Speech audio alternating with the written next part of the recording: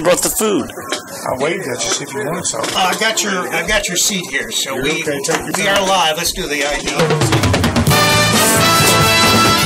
106.9 WZAA-LP, Jeffersonville. I gotta get something in my gut.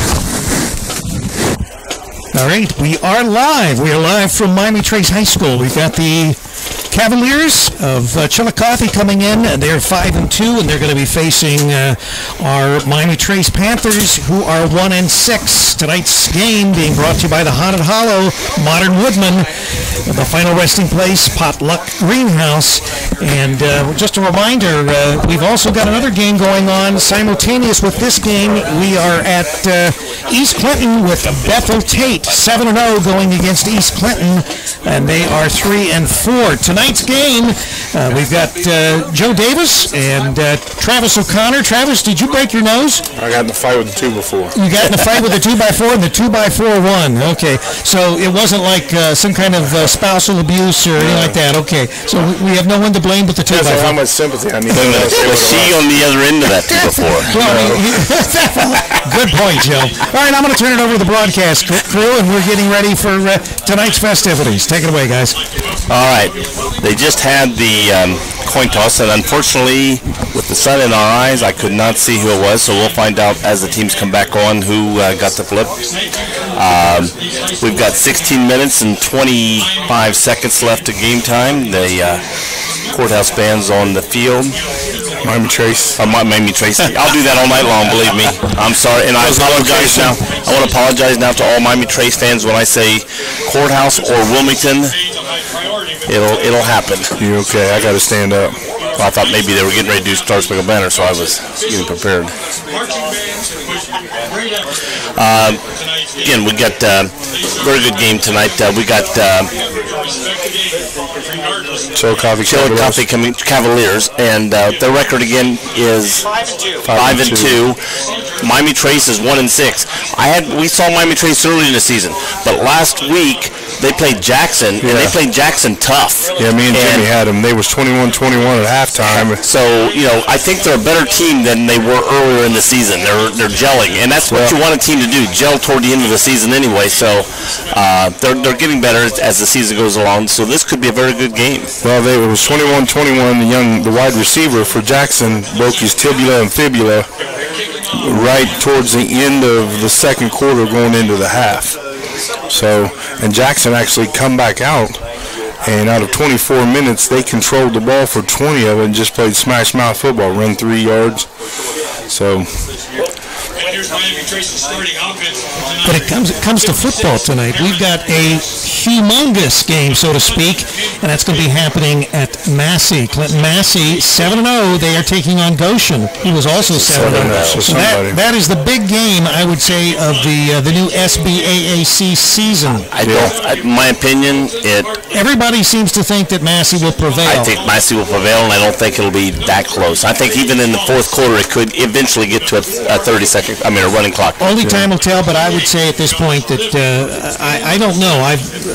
Looking at Massey's schedule, I'd like to see someone they really played this year. That's the only thing. They haven't had a test. No, but Wilmington played Goshen, and Wilmington... It was 17-17 at the half. Right, and Wilmington did not have their starting quarterback and another starting major running back and defensive player in that game. That's when they lost Mansfield and Bogart. Yeah, and then after that they lost Mansfield and Ames in the second half, and then it went downhill from there.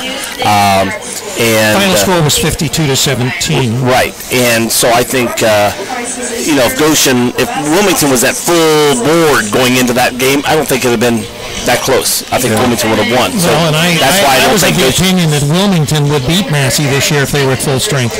So that's your opinion. Yeah, that's true.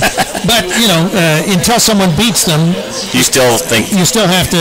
Most people will favor 90s music's better than 60s music, so that shows you. Right.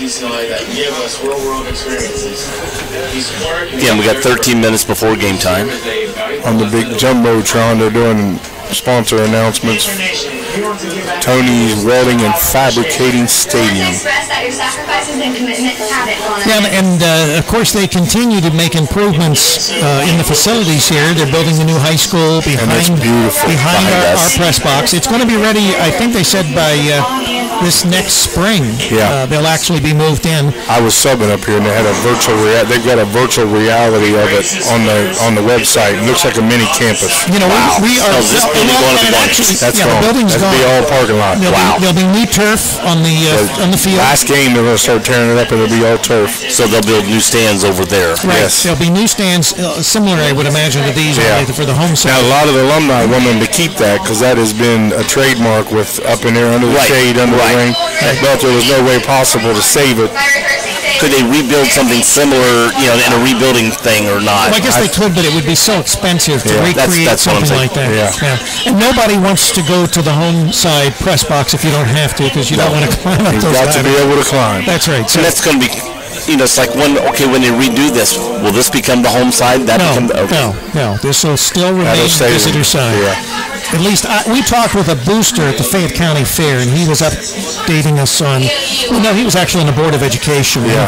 He was updating us on everything that they were making as far as improvements, and it's phenomenal. And we are just, it's interesting that we managed to end up being the new station in Fayette County, and particularly in Jefferson Township, which is what Miami Trace is all about. Yes. So our school district and our home district is right here, and we're just pleased that we're able to do that. Although we'll follow the blue lines as well. When you build up, when you have them build up there, you can have them make a spatial room just for us. That's up right. there. Well, that would make sense. Well, if you look out the back of the press box here, the tennis courts and part of the track back there with new adjustments to it.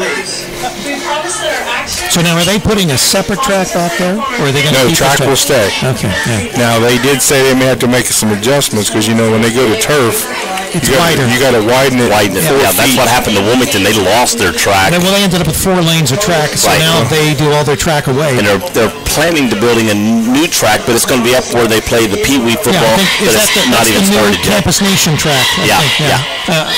Well, that's what Troy told me. As long as we donate $250,000, we can name it. You direct a check out for that already?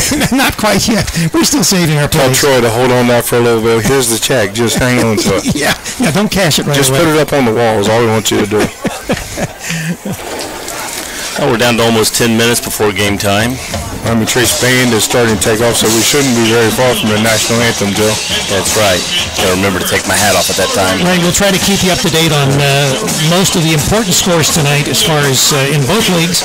The Washington Courthouse is at Greenfield this evening. And my phone is down, so I have no way to get updates unless you guys have. We'll have updates on the phone here. Do you really want an update on those scores, Travis? From maybe I don't know about Greenfield. Hey, Travis, we have let's see how his eyes light up. We have an opening tomorrow. We are doing the Notre Dame game. If you want to if you want to be involved in that game, I'd love to have it, but I got 2 more weeks of Pee Wee. Of course, that's Notre Dame of Ohio. Yes, I know. And just a reminder, since we brought Where is that at? That is in Urbana. So tomorrow, you're going to Urbana? That's right. Tomorrow we have 2 games, 2 college games. Of course, we have the Marietta Pioneers facing the Wilmington Fighting Quakers. That game will get underway with our pregame at 1:30 and the kickoff at 2. But we also will have the Notre Dame Falcons against the Urbana Blue Knights. That game will kick off or start at 12:30 with our pregame and 1 o'clock. And I'll be up there in Urbana, and Chris Wisecup will be there in Wilmington to do that game from Wilmington Fighting Quakers. And I'll be at Mercy Catholic High School doing volleyball. And this gentleman right here, he wants to meet you because he wants to become a volleyball official. So all right. I told him you do clinics and everything. So all right, anyway, sounds good. He's going to talk to you about it. There you go. We'll get you in. Yeah, good. Yeah, you don't have to run or anything. A lot of movement. That's right. So anyway, we got about 8.5 minutes here, and we'll get ready. The national antham's going to be played here shortly. Here's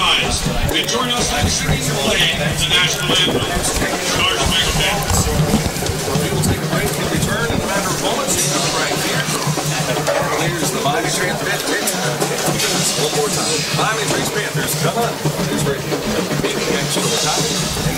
You got this half, I got that half. That's fine. Yes. Yeah. Okay, let's go 90 seconds here. 90 seconds.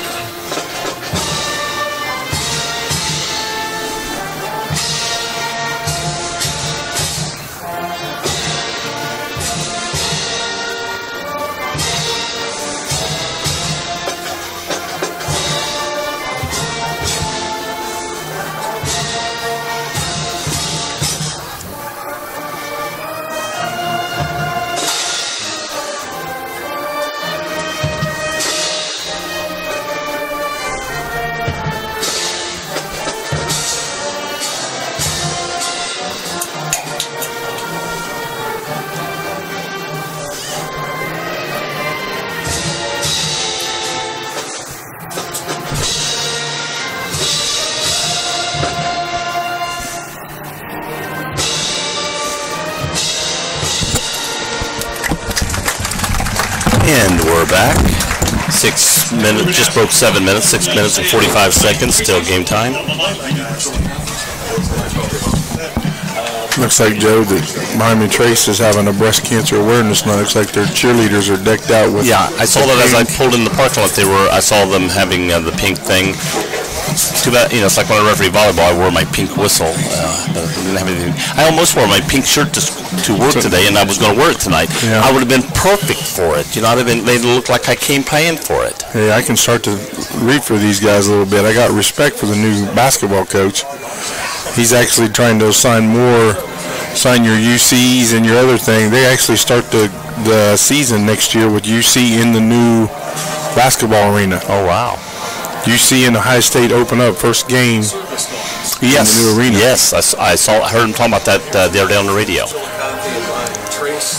must be Pee Wee night for Miami Trace, but they look like a bunch of cheerleaders. They must be having a little halftime routine. Bringing them, getting them lined up, hand to hand, so they don't get lost. You two walk up that way, don't you? Yeah. Yeah, I mean, Just looking for you, Rick. That's right. You got to make sure we don't get lost on the way to the press box. And it's good doing a game with you again, Travis. It's been a while. Chillicothe won the flip, and they have deferred to the second half. So Trace will get the ball first. All right. Joe's making calls up here already. His hand and fist out there, clenching, ready to start the clock. Once and always a ref, right? That's right. That's right.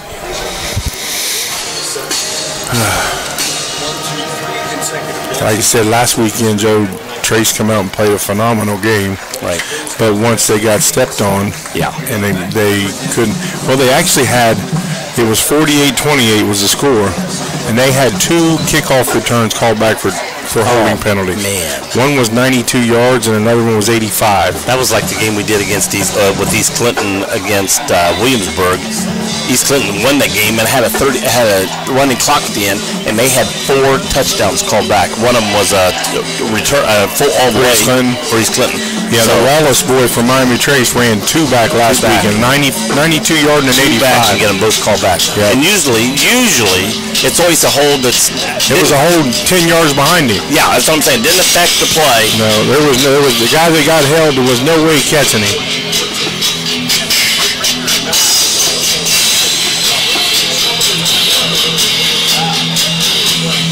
This will be a beautiful stadium when they get her done. Oh, yeah. And for our listening audience tonight, we want to remind you, tonight, Campus Nation is also here. So we will have HD video available Sunday evening of this game on the campusnation.com And we are website. on WZAA. And we are on WZAA 106.9, and we are on WZAA.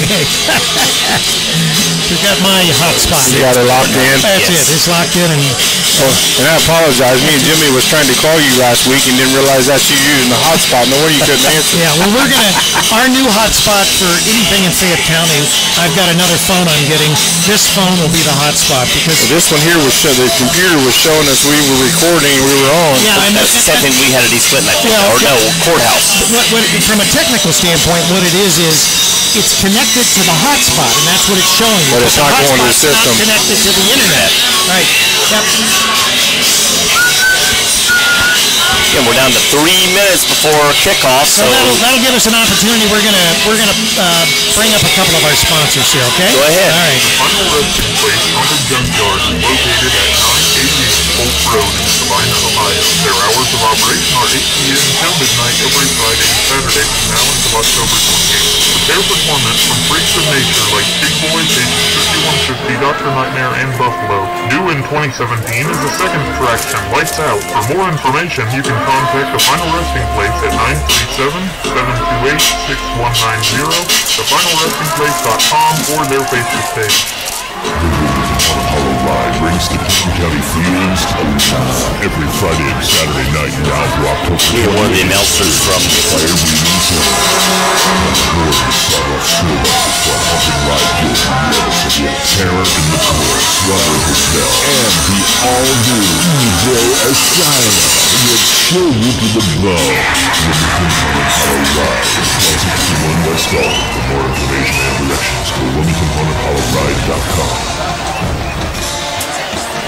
There we go, and Courthouse just busted through the paper, and our Miami Trace just busted through. I'm going to do that all night long. I can feel it coming. Joe never knows where he is. He's so many places. You sent me all over the place. Yeah, he's at Wilmington. He's at East Clinton. He's, Hey, Joe, it's no worse than last week. Me and Jimmy had it all messed up. I think we have Trace and Courthouse playing, and Massey and Wilmington playing. They were at the last game of the season.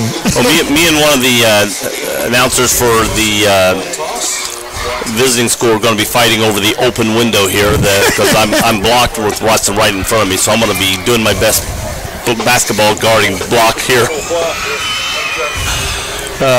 You can't see through that?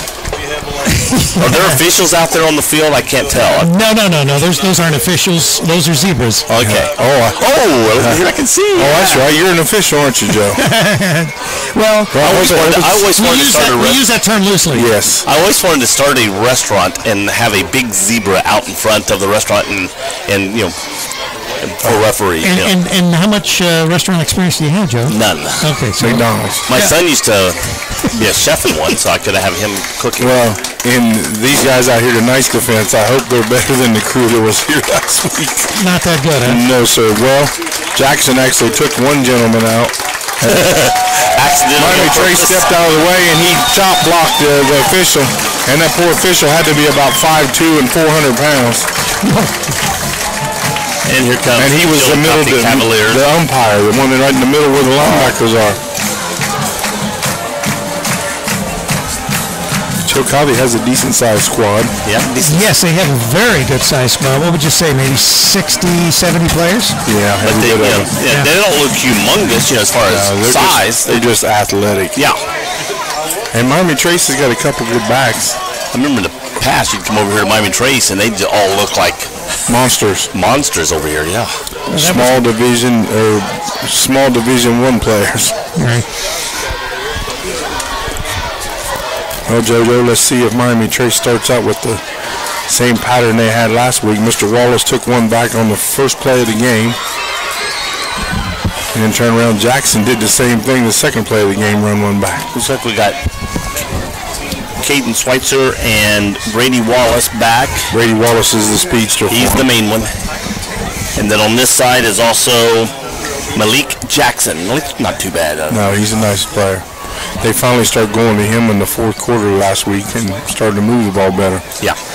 I had him early in the season. I liked him out there when he's playing there. Hopefully Miami Trace doesn't keep key on Mr. Wallace all the time. Use him as a little deception or deference because Jackson keyed on that and they just shut him clear down in the second half. Who did that? Was that Blanchester? So this year ran it to the line like that and then stopped. I'm always afraid somebody's going to trip. Jackson did that last week too. Somebody's picked on it somewhere. Yeah. Who's our kicker? And the kick. It's high and deep. Going to be caught at about the 4-yard line. Bringing it out. Gets to the 20 and is hit immediately in tackled. Yeah. Tackled by the host of Chillicothe. That's what I was going to say. Sorry, Joe. I'll keep quiet and not step on you. Well, you're fine. If you know who the main ones I know is 3, 4, 5, 7. Well, 2, 3, 4, 5, 7 is your main ones for offensively wise, and then 22 Schweitzer. Tyler Taylor will be in the backfield as the quarterback for Trace.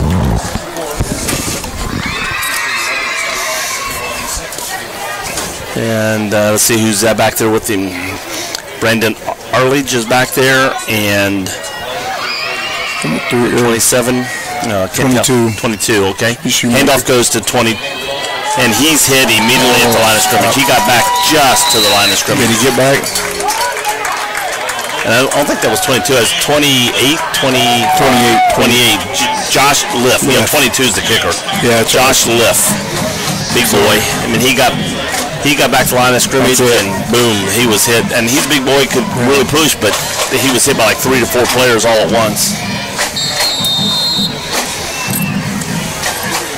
And they seem, I thought Miami Trace might change this, Joe, but they seem to wear the number 7, the quarterback, out. They run him clear to the sideline every play. We got 2 far left, 2 in the backfield, same ones in the backfield as before, Arledge and Liff. Quarterback keeper, he breaks it up the middle, and again, his hit, he got about 5 yards on that. Maybe he fell short to the 6, but I think they're going to give him 5. That's Taylor. That was Taylor, the quarterback, Tyler Taylor. They're going to give him to the 26. We gained 6, so it's going to be 3rd and 4. Well, it's makeable. Let's see what we can do here with the ball. We got a referee calling timeout in the middle of the field. Player got to go out. He had equipment. He had equipment problem, and that's the new OHSA rule. If any equipment showing you break the huddle, you automatically got to leave the game for a play, which I think is, I don't know. Part of it's good, things for safety. I don't know what he's doing. He's holding his hand. I know they're looking out for safety, but before long we'll be playing flag football on Friday night. He went over there to the thing, so probably something was showing not taped right, and so he's got to come out with their flap jacket showing and not tucked in, they got to go out. Wow. Quarterback breaks the huddle and somebody didn't adjust his shoulder pad, he's got to go out. Wow, that's getting too picky. It's getting ridiculous. We got Taylor in the backfield. Hands off to Liff, straight up the middle. He's got the first down and more. He took a pounding there. A couple guys go over and give him, but he just bounced right up. Number 28, Justin Liff, or Josh Liff. Thank you. And he went up the middle this time and just bounced right through there. Did I blow your eardrums out? Yes, sir. I'll do that. That's okay. Rick's adjusting your volume. Thanks, Joe. No, you don't have to go with Softy. You don't have to go with Softy. He's running up the middle. I like the excitement. All right. Joe will do that. We got Taylor in the backfield with Liff and Arledge. Joe caught these shifts on you. 2 to the left. They're reading he's going left. And going to come here. Pitches out to Liff and takes his ankles out, and he got back to the line of scrimmage. It's going to be 2nd down and 10 again. Looked like the play, nice play, but had to pitch a little too soon, and Miami Trace has been running to the short side of the field, which I cannot understand why, but I am not the head coach, and Mr. Williams is. But the last 2 or 3 times I've done games for them, they want to stay to this short side of the field. And you can fake out a little bit more. You got more room out there to do some. And they got some guys with some shifty hips. Okay, Taylor, Arledge, and Liff in the backfield. Hands off to Liff up the middle. Again, had a big hole, but it got a nice ankle tackle, brought him down. He's going to get about 1 yard, 2 yard, maybe 3 yard gain on this play. So what's it going to be, 3rd and 8? 3rd and 8. They're saying 8 over there, so 2 yards. He's on the 32? 36. 36, almost to the 37, 36 and a half. That's fine. Arledge in the backfield, Taylor in the backfield with Arledge and Liff. Chillicothe. Don't look to pass, looks over to the right side, and he had him open, just threw it over his head. If he'd have threw that waist high to him, it went right past him, he would have caught it and had an easy first down. Well, good defense on him, but the defense was behind him, so if he'd have thrown it in front of him, he would have had the interception. Miami Trace, the last couple games seem to go straight to Wallace, even though defenses are keying on them. And Mr. Jackson, they went to him a couple times last week and had success. See if they do. Okay, you got twins, right? Brady Wallace back. Got a punt. Low punch, going to hit the ground about the 32, bounces number 40. 26, picked up. Number 40 on the other team running. He's breaking to the outside on the left side. Here comes the flag down. Knocked out of bounds to the 33. And it's going to be that crack in the front. The new rule, crack in the front. The player didn't see it coming. He didn't hit him. He turned and backed into it. He just backed into him, but it's another one of those rules. Yeah. It's a front crack back, they call it. Which is hard to if you're a player, it's like, how do you decide when it is? Well, you're told to put your helmet in front of him. Right.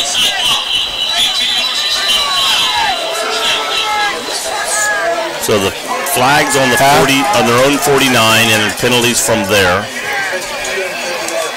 Call back. Well, that's that new rule. The new rule they've got there, that front crack.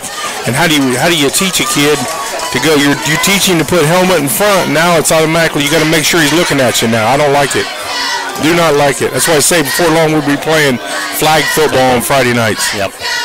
I know they're understanding for the protection of the players and everything, but it's getting a little ridiculous. We're back to the 34-yard line. And they've got handoff quickly. The man in motion, 40 coming around this side. Breaks a tackle, gets free. Keeps alive. He's still running. He gained only about 3 more yards, but he ran probably 15 in that. He picked up 6. But 3 from the time they had him tapped down. And what's his name? That's what I'm looking for here. 40. Sorry. We have 2 right there. Harris. Jaquan Harris. Jaquan, also called JJ. Here's the play. Looking to throw. Throwing deep. Wide open. Nobody back there. Halfback pass. Halfback pass. And I think that was JJ threw the pass. Yes, it did. And number 9 wide open. That was Zach Coates. I mean, he was 25 yards behind anybody. Just the only thing was, sometimes when it's that easy, you take your eyes off the look where everybody is, and then the ball goes through your hands. And Harris is a heck of a running back. They keyed on him, and when he went to run, he stopped right dead at the line on him, Joe, and just threw it. He just, boom. Well, I'm going to say this wrong, Brandon. I am very sorry. And I can't pronounce Brandon and Mike. The Megmar, they're going to kill me. Kick up good.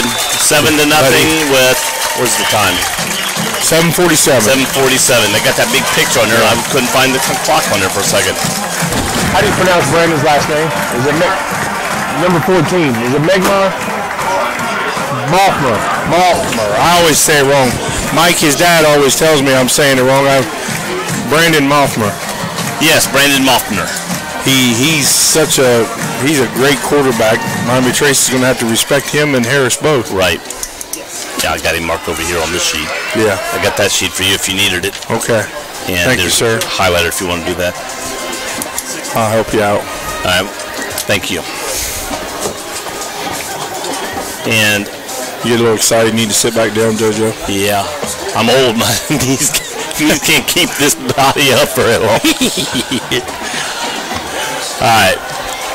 Chillicotte's getting ready to kick off. Again, we got Brady Wallace deep, and back with him is Malik Jackson on the right side, closest to us, and then on his left. Number 2. That's over Malik. there. Is 20-something. I can't see it from here. Last week it was Hughes. It was back there. Yeah, it was somebody. It was like 20 or 21. Who's 21? I'll tell you. Caden Schweitzer. Schweitzer, yes, he was running ball last week. Yeah, it's Schweitzer. Wallace. And Wallace gets it on the 4 again, coming up the middle, breaks to the outside, but hit, and then 3 more guys come and take him down. He was coming up a little gingerly. Instead of taking off 90 mile an hour, he was coming up 40, 45, waiting to kick it into gear, and never got the chance to kick it in. 3 games that we have done, he's run that way. He would run up in the hole, would slow down, and then like turn the afterburners off on you. If you turn on the afterburners quick, a lot of guys will go out to tackle you and you just run right through their arms. You're running 30 mile an hour, you're not going to run through anybody's arms. Poor Mr. Taylor bringing them plays from the far side of the field in. Yeah. He was gassed by the 3rd quarter last week. If he's the only one running the plays? He was the only one. There was no rabbit running them in. It was every play he would run from the far side to the coach and get it and go back. All right, we got the same ones in the backfield again. Arledge and Liff back with Taylor in the backfield. We got Wallace in one to the right, Wallace in motion. Quarterback keeps it, pitches out, and again brought back down immediately. Looks like it's going to be for a loss. Chillicothe is stringing them out, Joe. And I think that was Andrew Amore that they pitched to. Yeah. Chillicothe is not showing the gaps that people have been showing Miami Trace for them to run through. They're spreading it out and stringing you out.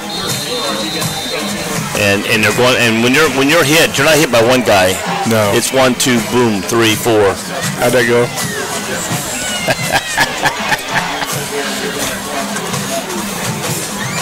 All right, here we go. They're going twins. Yep, 2 on each side. Got one in the backfield. Well, that's Liff in the backfield. This is the right side they usually go to here, Joe. Fakes looking this side. He's out here looking again. Oh, he just throws away. There was just nothing for him to look that he thought was open enough to throw. Well, Hughes kind of ran a screen there for him. Right. Wallace. Brady was sort of coming across open, but at the same time there was a defender coming back, and I think he was smart to just get rid of that ball. Well, it looked like Wallace was supposed to set up behind the screen, and right. if they bid on it, he was to leak out into the flat there. And then he when the quarterback started coming, breaking toward him, instead of waiting, he cut loose. Nobody gave up on it on the play on defense. Right. Brady Wallace again out this way again with Kobe Hughes. Lift in the backfield. 2 over to the right. Taylor's got it. Running around looking. He's being pressured. And that is caught. At the 32. Wallace. Yep. Wallace made a great catch. I think he was throwing actually to number 4. Kobe fell down, got back up and was trying to make the play, but Wallace came over and took the play. Looked like Hughes defender had a chance to break at it, but didn't break quick enough. What is that, number 7? He got rid of it a little sooner than he wanted to. That was a good good play on defense. They rushed through, were right on top of him when he got rid of the ball. Beverly was out there on Hughes, and he actually didn't look like he braked it. If he'd have broke, he could have picked it off. Yeah. Sometimes they sit and they're just afraid to take that step. Yeah. Okay. We got Hughes down here to the right. We got Wallace at tight end. And then in the backfield, we just have Lift. We got one way out to the right. Pitches out to Hughes. Or not, excuse Lift. Got room around the that's Wallace. Oh, did he? And Wallace gets up close to the 34. Yeah, it was Wallace behind him, not Lift. Yeah.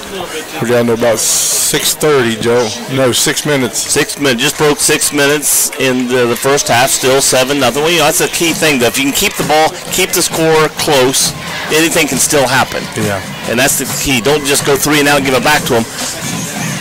Control this ball. Control that clock. Keep the clock moving and the score close. Chillicothe stringing them out. We got 2 in the backfield now, and this time it does look like Arledge and hands the ball quickly to Arledge straight up the middle. He gets to a 40. He's going to be a yard short. I would say a half yard, but it's going to be close. A half yard to a yard, maybe a full yard short of the first down. 3rd and 1.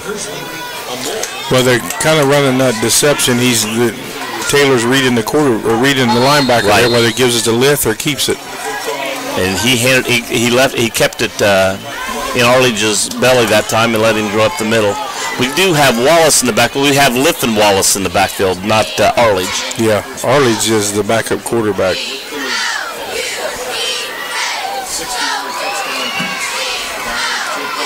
And hands it to Wallace, the second man, and he gets easily the first down, gains about 6 or 7 yards on the play. Yeah, good run.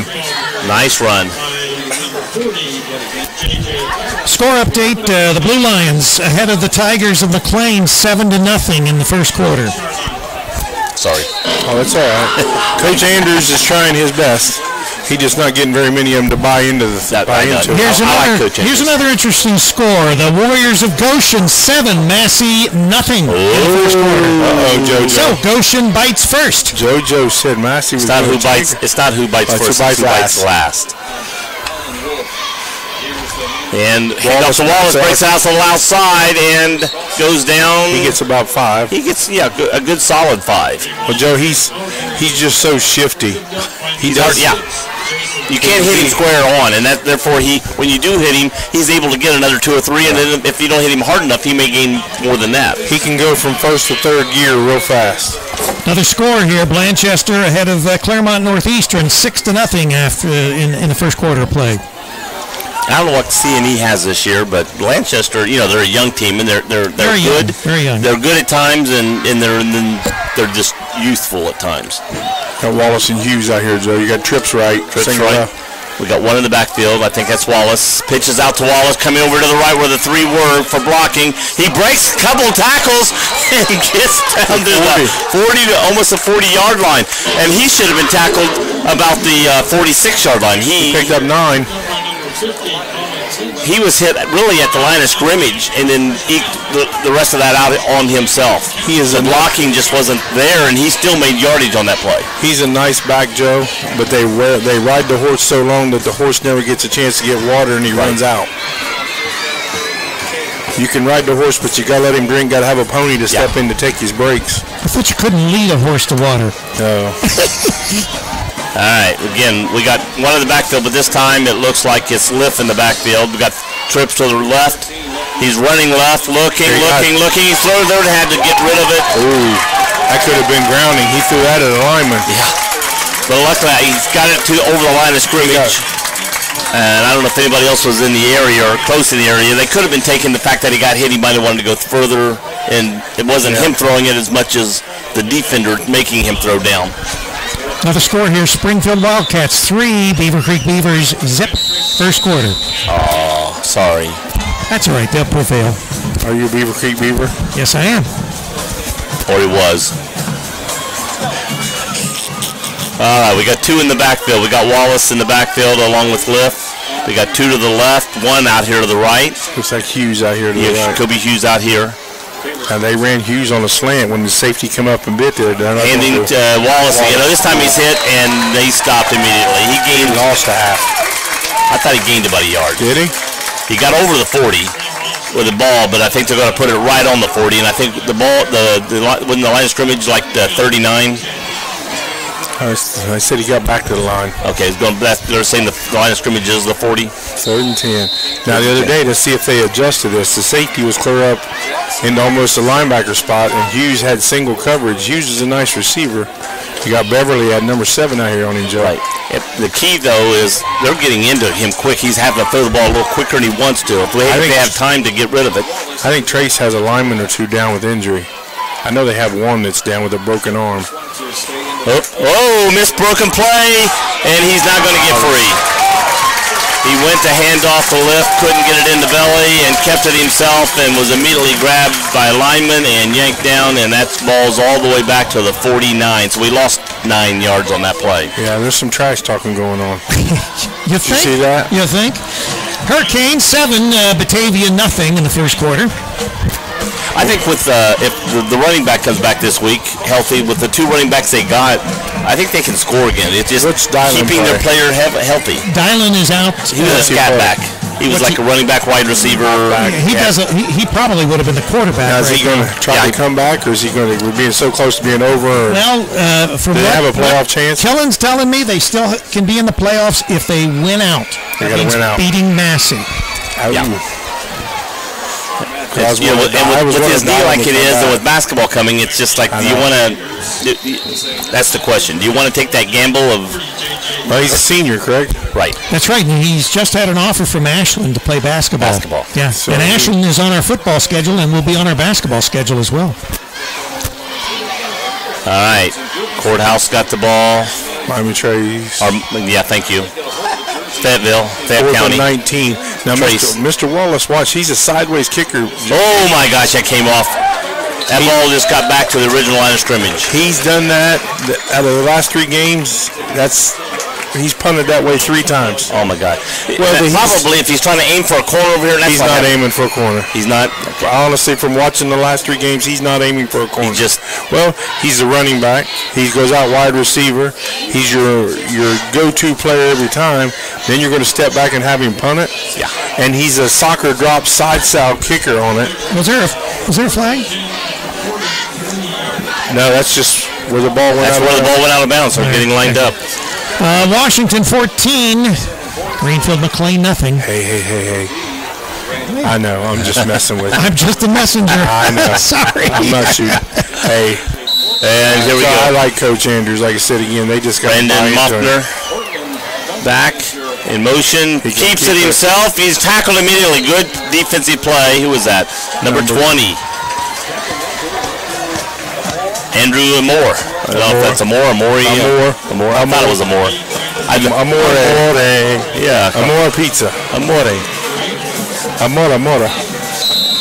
Dean Martin said Amore. Yeah. Look at that backdrop, guys. That's beautiful. We have, again, Brandon Muffner in the backfield. Second 13 on you. Got a man in motion.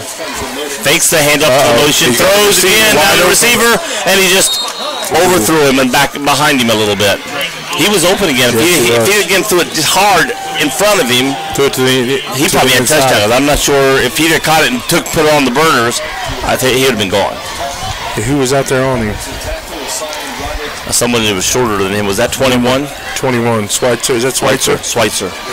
That is a nice sunset. I mean, he was there. He was on him, but... Those are the Friday night lights. Yes, sir. Yeah. That makes being on this side that even much better. Back, got two of them. Overthrows both. Threw it right between them. I can't tell which one he was throwing to. Well, the far receiver quit running. Slowed down on him. Looks like he was going to the far one. Because he was throwing JJ was open. Yeah. And he overthrew him. He just overthrew him, and then the far receiver, I didn't catch the number. Like you said, slowed down his route, and the ball went in front of him. So. Yeah. Chillicothe is going to punt from their own 25. Well, they're on the 40, but the punter is stationed at 25, JoJo. Yep. Oh, high, but he grabs it, pulls it down, and it's blocked. It's coming back. Nope, penalty. I thought maybe he got the ball. No chance at all. I'm looking through that glass. I couldn't see it clear. Looking through clear, foggy glass. Isn't that a song? Clear, foggy glass? Yeah. No, I think it's the foggy dew that we're thinking of. Foggy but dew. It does. The glass is fogged. Yes. Yeah. He had no. He just ran straight. Well, if he's here, I think maybe if he Superman didn't mind through. So that's going to give him a first down there. First and 5th, they'll be roughing the kicker. So what's that, Joe? 15? 15. So they were 4th and 14, so it'll be first down. Yep. Move the chains, offense back on the field. When you're the underdog, you don't need to make plays like that. No. Like I said, and they shot themselves in the foot. And right there where you're supposed to be there is really run in front of the kicker and jump for the ball. So that if you do miss the ball, you don't hit anybody. Yeah. Where that moved them from their own 40 to the Trace's 45. Yep. Moving over the 50, 45-yard line. Again, we got Brandon's back. Moffner in the backfield. We got one in the backfield with him. Can you see the number? No, he's got his back to him, and you got Trips right. It's probably JJ, I'm guessing. No, it's number 2. He goes grabbed and down immediately, gets a yard or two, and that was Connor Mathis. I don't think we're going to play off, Joe. It's under 25 seconds to go in the first. Yeah, they're not going to probably be in a hurry here. So they're not. They're going to set and let the clock run out. He's running it out. Well, the play clock's at 18 and the game clock's at 7. Yeah. So he's just going to let it go. And I mean, he could have kept the player over here when you're looking at that. Yeah. And not even ran the player back out with the play to the players and just let it run out. Yep. So we got at the end of the first quarter, the Chillicothe Cavaliers 7 and the Miami Trace Panthers 0. And we want to thank a couple sponsors tonight. Potluck Greenhouse, their first annual Amazing Fall Festival is taking place on the weekends from September the 30th through November the 5th. Potluck is located at 6555 West State Route 73, just off I-71 near Wilmington. They offer a 5-acre corn maze, hayride, pumpkin patch, bouncy house, food vendors, local honey and mums. Hours of family fun and entertainment await all at the Potluck Greenhouse. Come pick your own pumpkins, enjoy some apple cider, and a relaxing afternoon at Potluck Greenhouse. For more info, contact 937-382-8312 or potluckgreenhouse.com. What do you think about that, Travis? What's that? I'm trying to get you after taking that big bite. That's there. right. The bouncy house. Joe's thinking of bouncy house. the first time I read that on air, I read the bouncy horse. Yeah. I did. Leave it up to Joe. Well, I'm just reading it. He is bouncy horses. He is jumping Joe, you know. Okay, well, here we are back after starting the second quarter. Courthouse the backfield. Moffer's got it running around to the right side, breaks a tackle, breaks another tackle, gets him probably about 8 yards at least on this run. He just took off and went. It's going to be 3rd and 2, it looks like, Joe. I mean, there was no question. There was no fake. There was no nothing. He just grabbed it and turned and ran right, like running out of the blocks on track. Brandon's a nice quarterback. He's in that. You already see him play on the court, too, basketball. Oh, I know. And the thing about it is, just like we were talking about running the kickoff back, he was hit at the yard line of scrimmage, but he broke through it. All right, we have, again, Connor Matt in the backfield. But oh, there he goes. Goes quarterback, keeper, breaks another tackle, breaks a tackle, breaks another tackle. Number 2 defense. Jackson comes back and made a great tackle for touchdown save. Malik made a great tackle there, and that did save a touchdown because he was gone. He was him to the 11. You know, he's a big boy, and once he gets that speed going, you just can't arm tackle him or bring him down. He's just going to break through you. Brandon is very strong. He kind of similar to Wallace with his running styles. Yes. How many? Mind you, the original quarterback for Courthouse before Stewart. Yeah, he was. Did you know he comes back next week for the Chillicothe game? No, I did not know that. Yes, his 30-day suspension is up, and he'll be back for the Chillicothe game. That's going to make a different team again. Oh, fumble in the backfield, and he falls on it. It was a low hike. It looks like he was maybe even looking off a little bit, and the ball came almost ankle high, and he just turned and smartly fell on it and tried to, because if he'd tried to pick it up and could have got hit, it could have been anybody's ball. 10:30 to go here in the second quarter. Ball's now on the about 19-yard line. Yep. Hand off, he's going to hand off to number 2. Oh, and he broke another tackle, and he's in for a touchdown. And again, that's Connor Mathis. Well, he ran side to side, angle, turn. And again, got hit a couple times, but nothing that even hardly slowed him down. No. He got the cornerback turning right, left, and just kept taking him. So they scored their second touchdown with 10:13 left in halftime. And they line up all the way to the left of the kicker. Now they're coming back.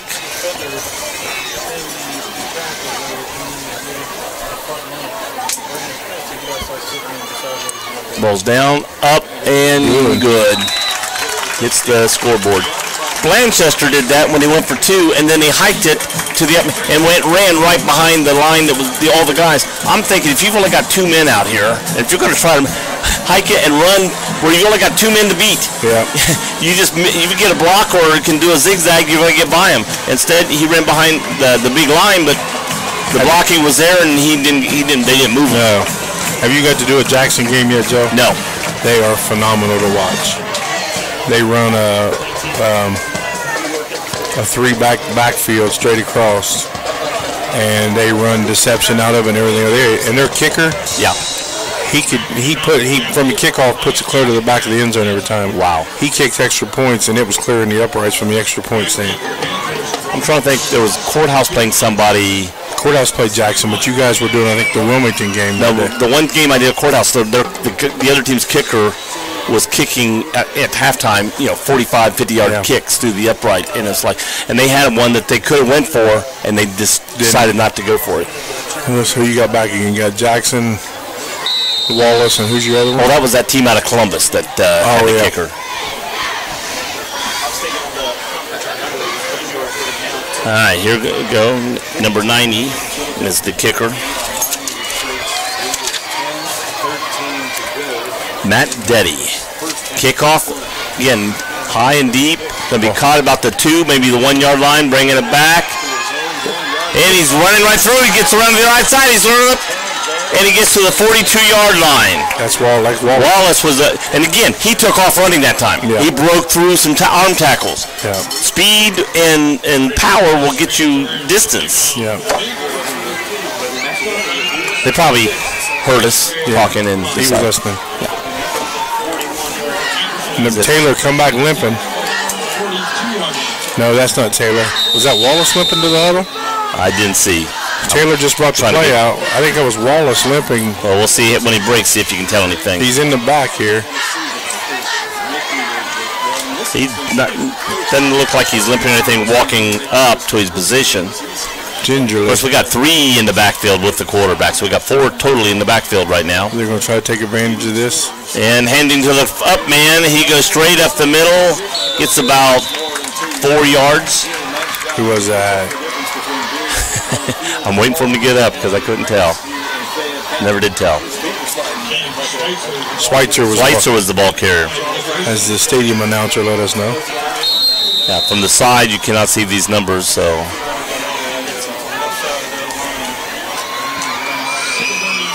All right. Breaking, we got one each side, and the same backs in the backfield. We got 4 in the backfield. I think Liff, Wallace, and Schweitzer. This time they hand it to, was that Wallace? Wallace. No, no, here's Wallace out here. Who was our other back? Is that a Liff?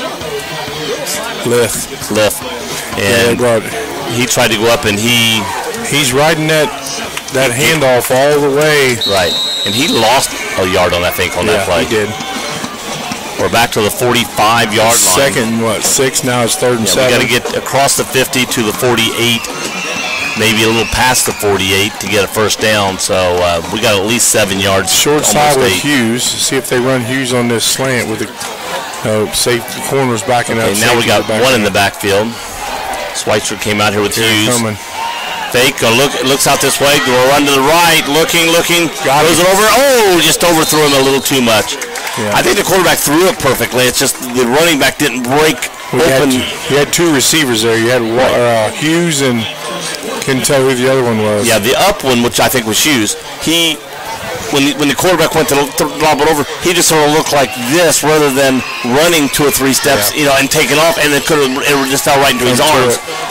He just sort of leaned that direction. Now watch it. Here goes the punt again. Manchester's up 19-0 over CNE. 8:34 to go in the second quarter. Wallace shows like he's going to quarterback, and he steps back to punt.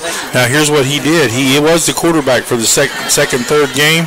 Right. He got Jackson the other day when they thought they were punting. He threw the ball. If he came this way, he might get it. That time he gets a little better punt. It's going out of bounds, but went further. Let's see how far in the air it went before it broke the plane of the out of bounds. Well, that is, like I said, Joe, he caught Jackson off guard last week because games 2 and 3 of the season, he was the quarterback. And he has a decent arm. He caught him off guard. Right there was nobody out here. There's no person out here to run in or anything. So if you just have one guy block that end, and with his speed, if he came this way aiming for that 50, they're not going to get over to him. They're going to stop him, I think, maybe, but he's going to probably get a first down. Ball went out of bounds at Chillicothe's 35. 35, got to get up to the 45 of their own. Massey and Goshen are tied up 7-all. Gee. And quarterback keeper, Taylor going up the middle. He's going to get no yardage. He's going to get back to the line of scrimmage and hit. You mean Chillicothe? Whoever. Who did I say? Taylor. Well, Taylor. Did I say Trace? No, you said Taylor. Taylor's a quarterback for Miami Trace. Maumer is. I'm sorry. You're right. You're right. I was calling him the quarterback. It's Moffner. Brandon Moffner. It's okay, Joe. In my mind, I was right. Yes, so as long as I think I'm right, it's okay. Yeah. Well. So don't be confused. Blue Lions over Moffner. McLean, 20-0 now. Moffner back, looking, throwing to the left side. He's open. Outside shoulder. And he catches it. He's gone. Defender went down. Here comes. He break away. He's not going to catch him. Nice throw. Liff was chasing him and caught up with him for a minute and took off. Yeah. Nice throw. Number 12. Will Roderick. He went up and He's got a it. He went over top of the senior. corner and got it. Yeah, because the throws, I mean, the defense was good on him. He was right on top of him. He went up to knock the ball down, but then lost his balance when he came down, fell, and that was it. They were going to fake it, going for 2. He's hit. He fumbles into the end zone. Trace gets it. Trace falls on it. If they pick it up and can run it back, they get the 2 points. Yeah. I think Chillicothe right there was just, okay, we're up 20-0. Let's try something for later on. Make a practice scrimmage play out of this one. Well, I think he was going to fall in the end zone, but he was in, but when he went to reach out, he went to reach the ball out and it came out of his hands. And that's why I say don't reach out. You want to go there? I don't know. I don't know how that works. Me and Jimmy tried to figure that out last night.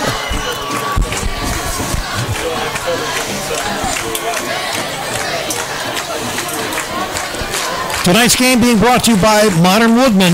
They offer financial services and fraternal member benefits to individuals and families serving Southwest Ohio. Matt Moore is the local managing partner, and they're located at 120 Fairway Drive in Wilmington, Ohio. Phone number 937-383-3400. Matt can help you with all your financial needs. That's Modern Woodman, another a fine sponsor of WZAA and CampusNation.com.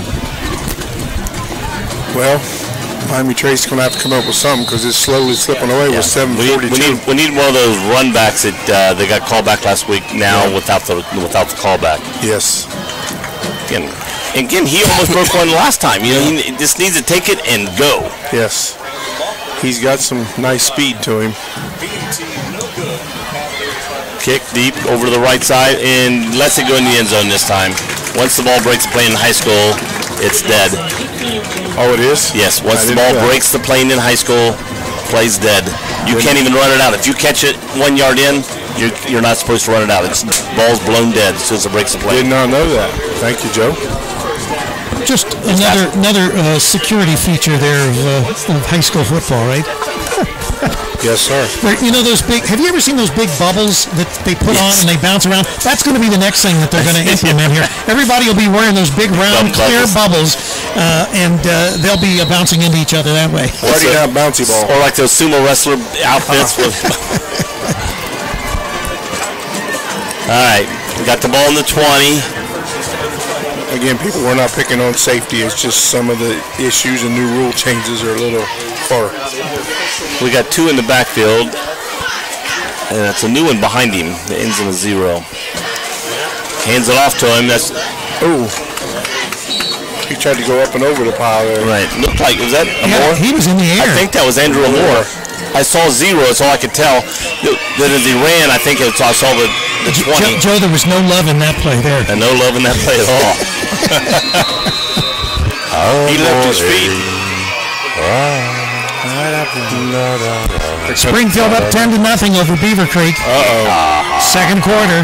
Not to be. Massey up 16-7 over Goshen. Second quarter. They made him mad. And irritated the Falcon. To the back, that handoff, fake handoff. Quarterback keeps it. He tries to break it back and again nothing. Got back up to about the 25. Looks like you lost a yard. What I don't understand is how do they end up with 16 points unless it was 8-7 because obviously. Well, they could have had a touchdown, mixed extra point, kicked a field goal somewhere in there. Yeah, that might be. Yeah, 16-7 is the score according to ScoreStream. They could have got a lot of these scores are put up by students, so sometimes you gotta. Somebody could have been caught up in the moment. That's right. 14. Or you're seeing the score. Oh, it's 13. They put it in, and then there's an extra point, and you don't get it added in. Yeah, something's going on the way, Joe. We'll wait and see. Got you going there, Travis. 3rd and 6, Joe. 3rd and 6. Taylor in the backfield takes it, coming around to his left, throws it. Hughes call. Back go the other way. He lost him. Yeah, he had the ball on the 40. He had the ball on the 35 and got tackled on the 30. He lost 5 yards on that play. Oh, they're going to give it to him. Yeah, but he still had the 5 more yards there. Yeah. I know he wanted to get around the guy, but he got around one guy, then he went back and he went around another guy, which took him back further. And so the score now, adjusted is 7-7. So let me pull this up and see if I can actually get a real score. Nope, still. So they obviously, somebody was tinkering around with that Goshen Massey Somebody score. messing with Goshen. It's back to 7-7. So we're under 6, Joe. Down to 5:50 clock going. Trace has 2 in the backfield. Broken play again. Oh, ball pops loose. He come right back to him. No, it came back to him. No. Looked like it fell right back into Taylor's hands. It looks like Tate fell right back to him. Going to call it. Chillicothe thought they had it, but Taylor fell right back into his hands. It just fell right in front of him. But he went to hand off, and the running back ran the wrong way. Nobody picked up that defensive end on the left side at all. He just came untouched and just blew it up.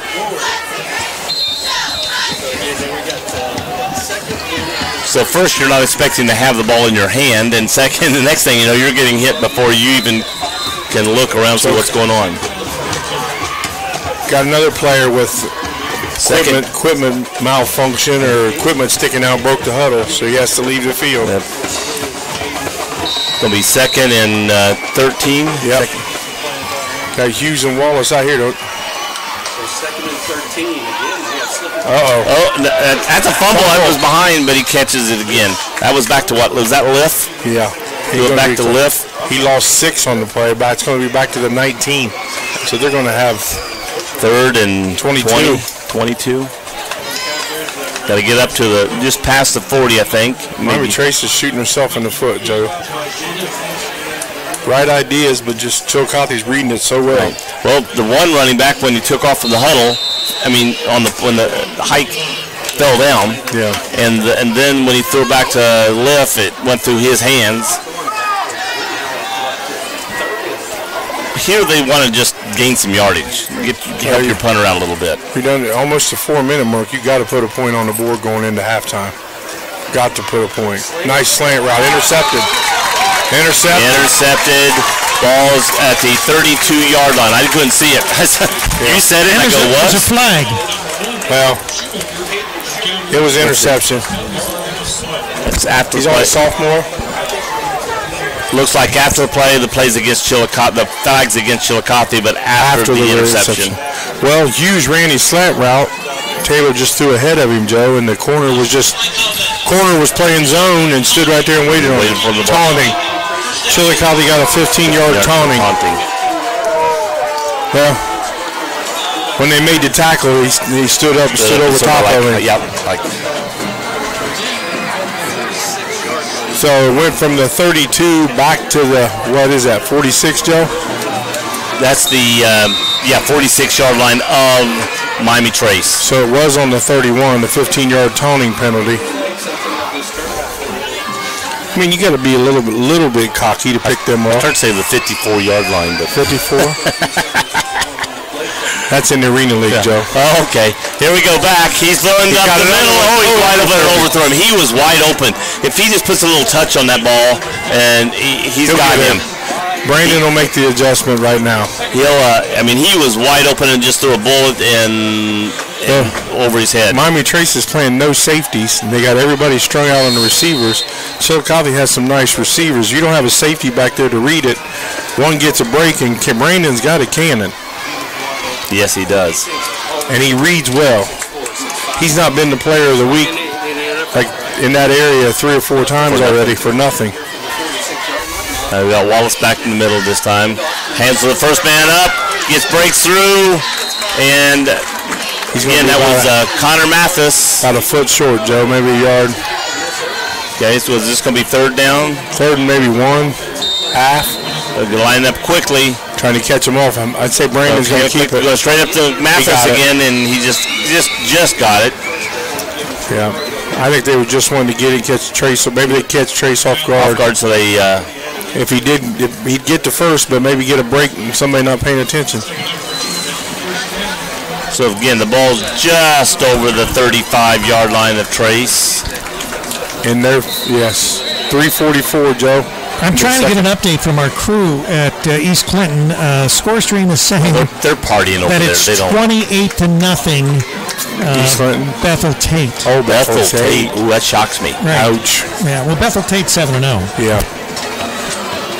Well, there you go, Joe. You got 3 receivers. He got one. Back and go. Told you. That's the middle wide open again. No safety.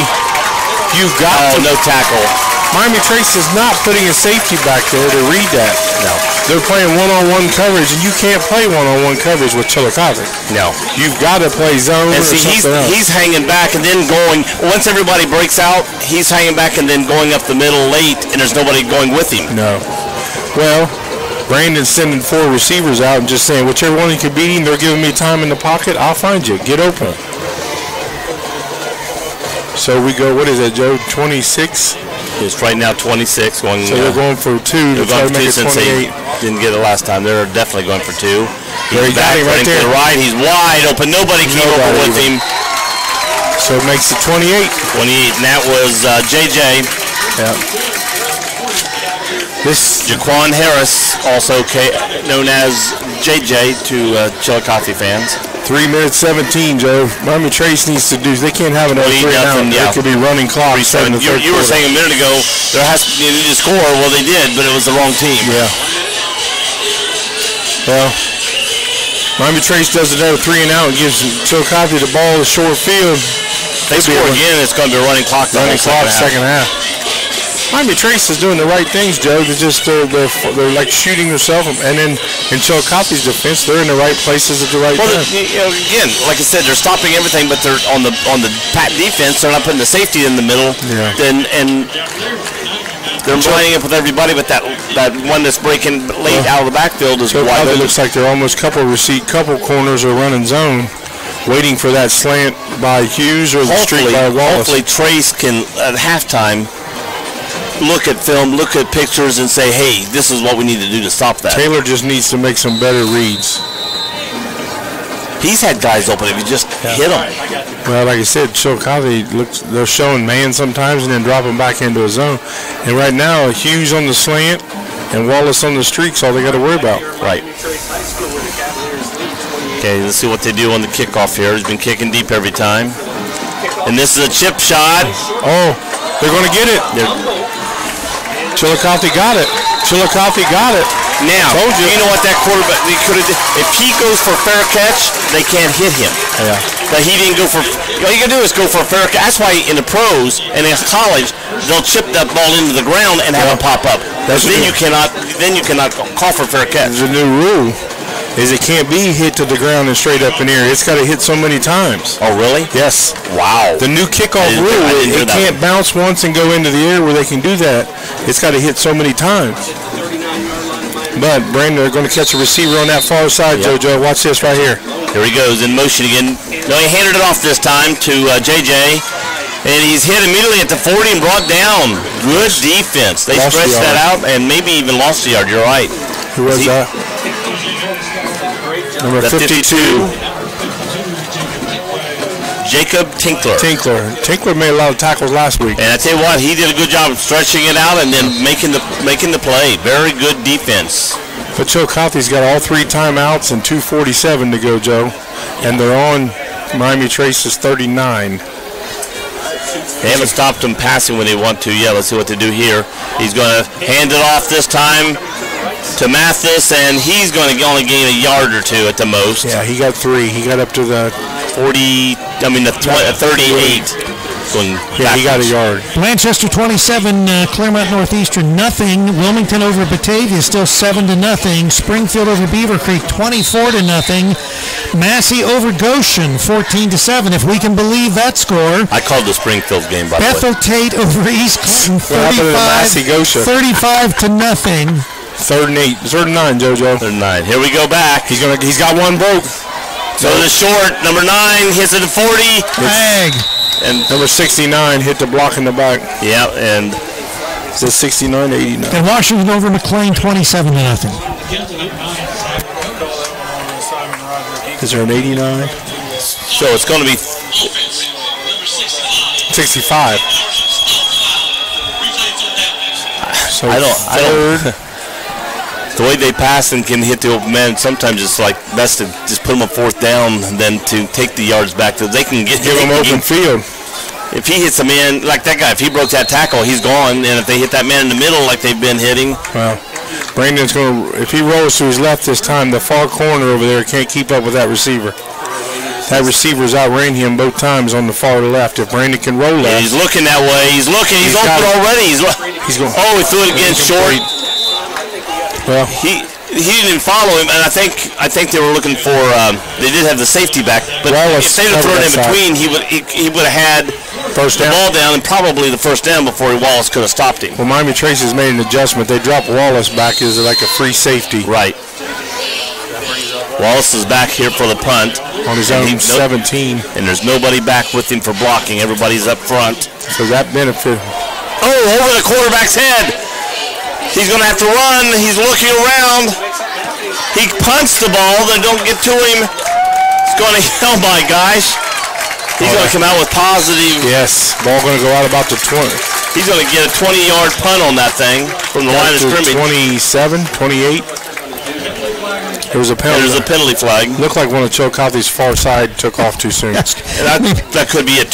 Somebody left running down the field too soon. What, Rick? It was a messy play. Whatever it was, they declined it.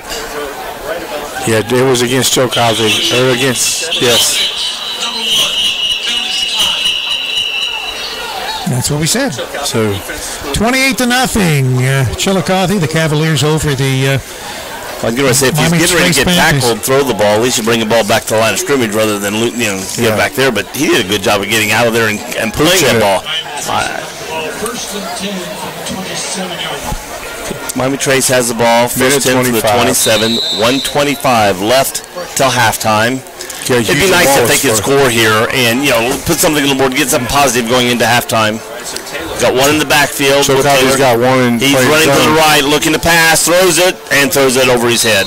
Chillicothe's got three guarding Hughes and Wallace on that side, picking up zone coverage. Watch. Massey and Goshen tied up 14-all. Joe.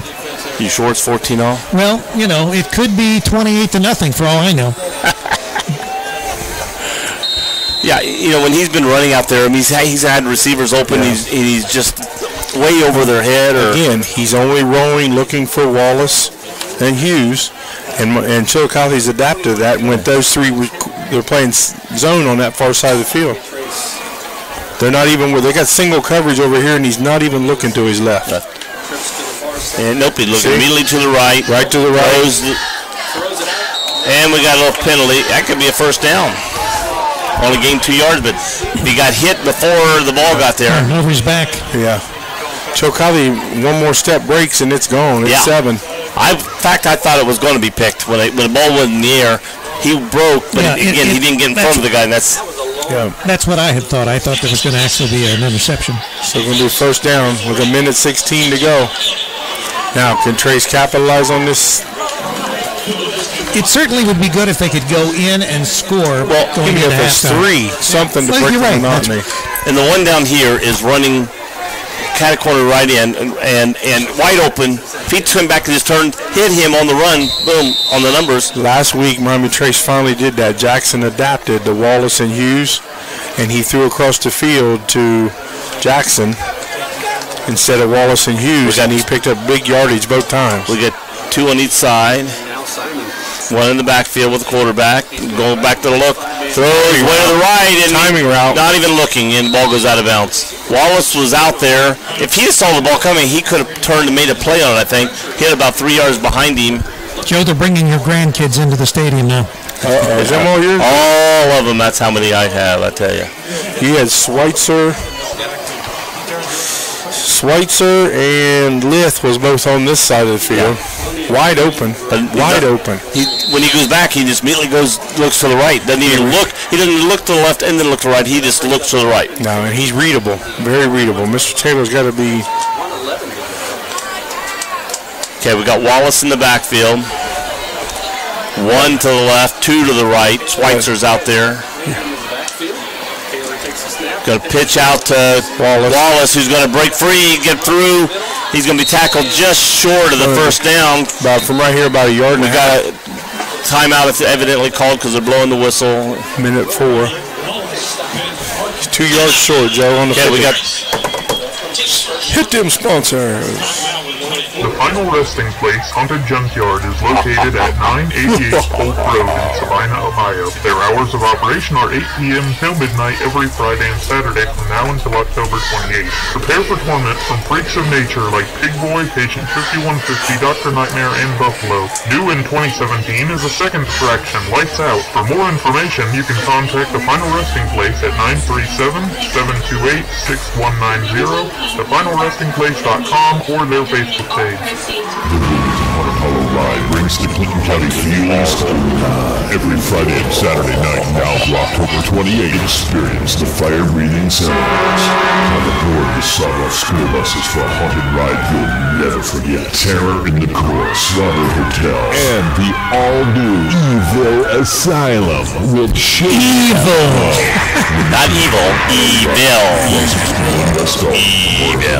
Charlie needs to drive his hearse through there. Do you go to those? Oh, these are great. You don't go to It's right behind my dad. So, no, it is. It's directly behind him. Seriously, huh? We get to. Which one is it? The Junkyard or the Haunted Hollow? Haunted Hollow. Okay, so he's It down used to there. be on over on Talon 6th. Lake? Yeah, he's over off Dalton Road. Yeah, it's off Dalton. Yeah, it's off Dalton. Then that ends back to The campground. Yeah, campgrounds and the cabins and things there at Cowan. So you've got 22. balls placed on smack That's on the 50. Shoemaker over here. Well, he's the kicker. Is that 28? No, 82. No, right here in front of us. 82 right here. Oh, You're backwards. Reading them backwards. Dyslexic.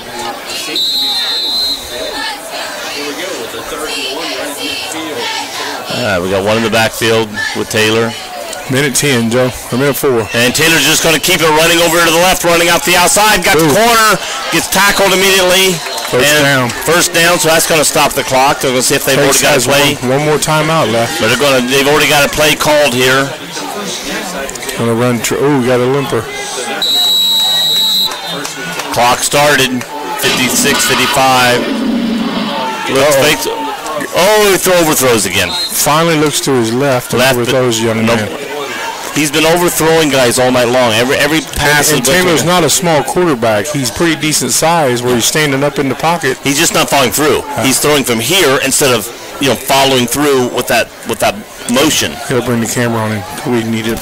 I was going to say, this is radio right now, Joe. So I was saying you got to put the camera over here on him. I'm demonstrating to Travis. Thank you, Joe. All right, they got the ball on the 42-yard line. 50 seconds left, second down and 10. Miami Trace needs the 50 seconds is more important than the second and 10, really, at this point. And one timeout left. Going to pitch out. Looks like going to be a pass. No, he's going to run it. Walls breaks free. He's going to have a first down. He's still on his feet, and gets tackled. Wow.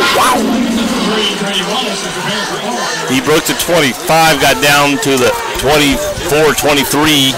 Was that your Panther noise there, Joe? Yeah. Did you hear it? Did you like it? Oh, kitty.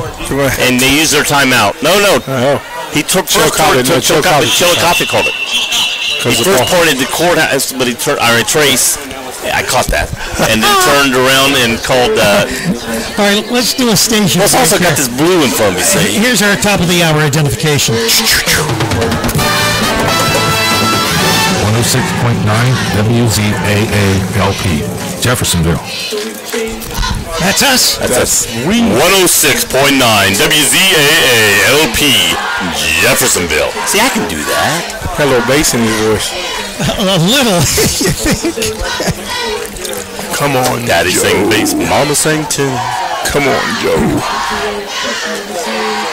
When I used to sing at church, when my kids were little, my oldest son turned around and looked at me and goes, Dad, why do you always sing it so low? So I go, Jason, I open my mouth and that comes out. This is confirmation. Massey and Goshen tied at the half, 14-all. 14-all. It's just from a legit Closer than I site. thought. This is from ScoreStream, but they have two separate sources. I'm an admin with ScoreStream, so I can get a little bit of extra information. What, Massey will still pound you in the fourth quarter. Here we go. But Goshen does that too. 40.3.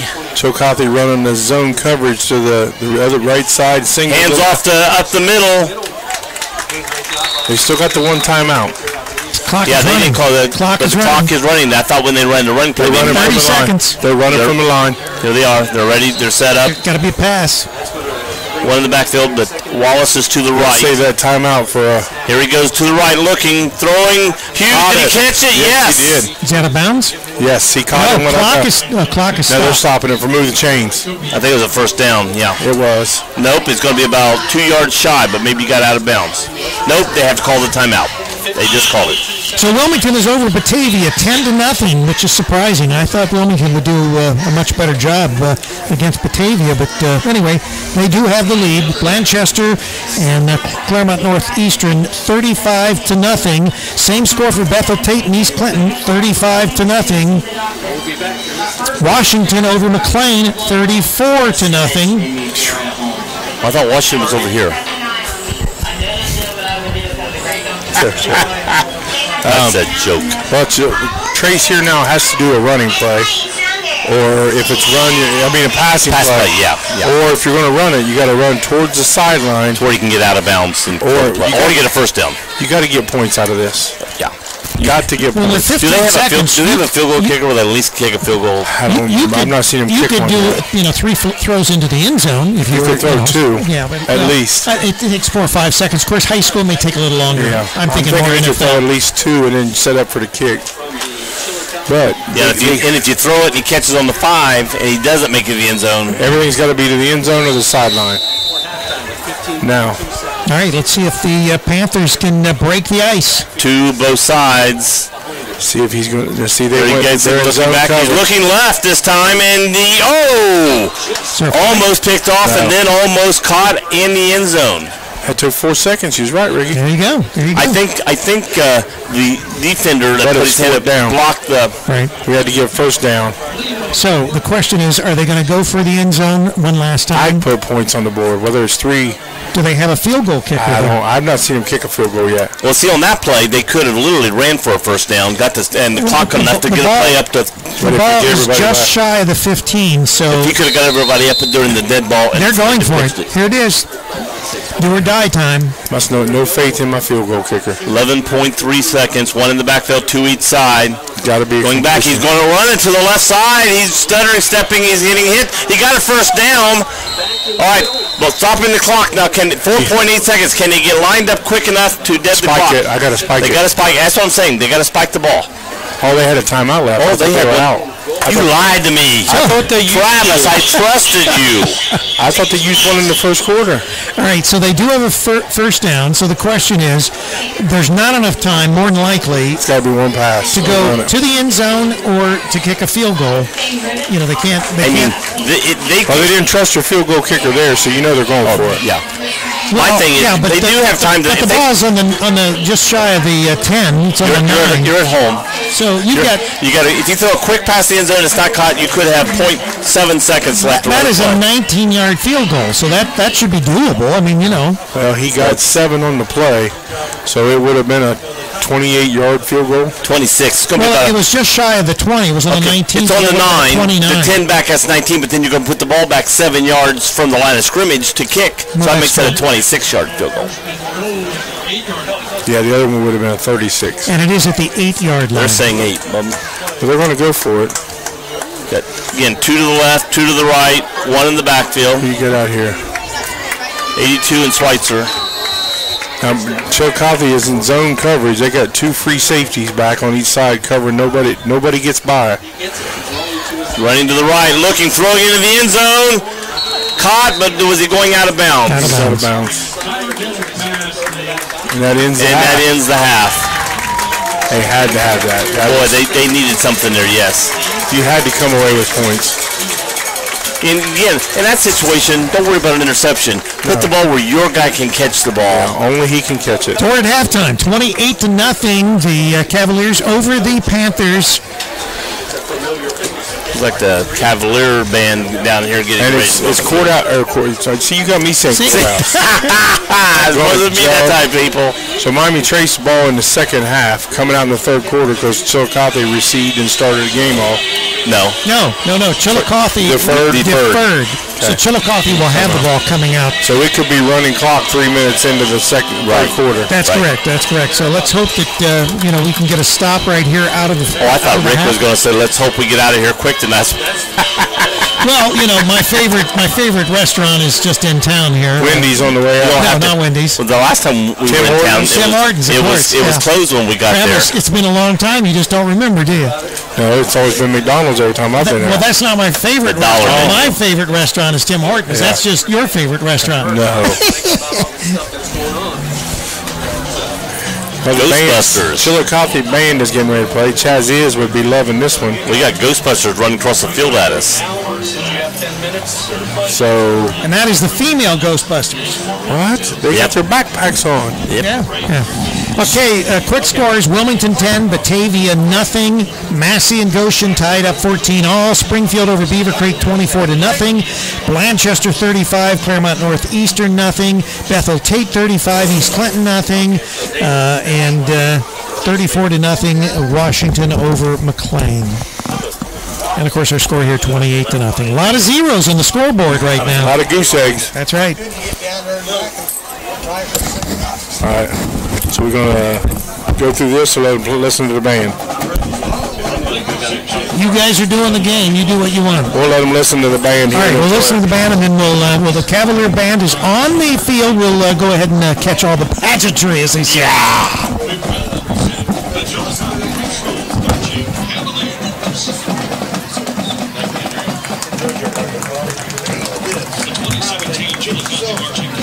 Probably should do that too. Tonight's show will feature the music and favorites from Ray Parker Jr. and Christopher Hurst.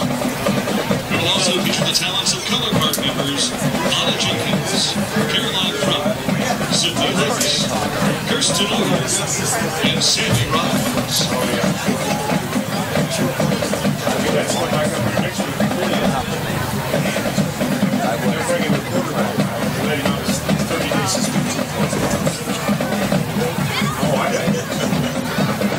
I played her. I'm a friend of his dad. He needs because of the first thing in It needs to be a lot more. It needs to be here. There needs to be a But he told me that leg break and smacked his hand and said, "If you ask my I'll take my 30 days suspension."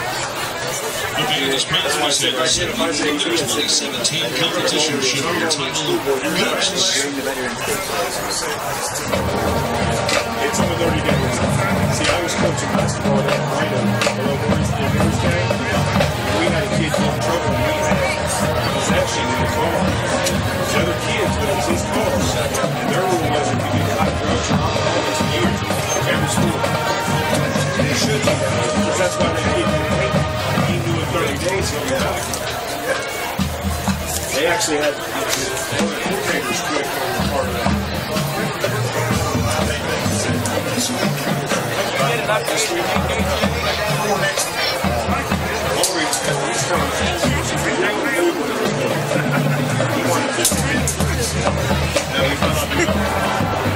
Legally allowed to come back further.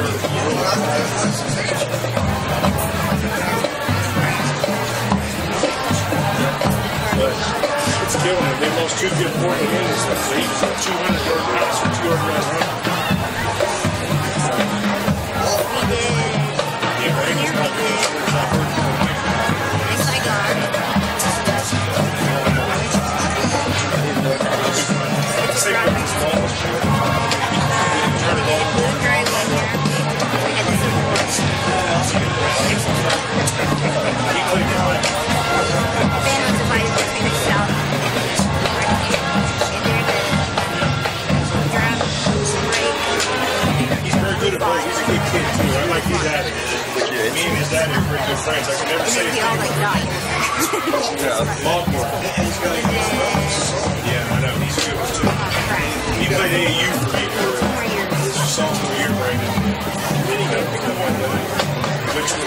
one was Wild West. That they control flags dressed up as helmets. That's what's going on. I think that was where Tino. Yeah. I got the soldier around. Good coach. You heard of all Ohio Rand? Have you heard of all Ohio? no, the Dixie. They're older. Makes a living on it. That's right. And I think they should.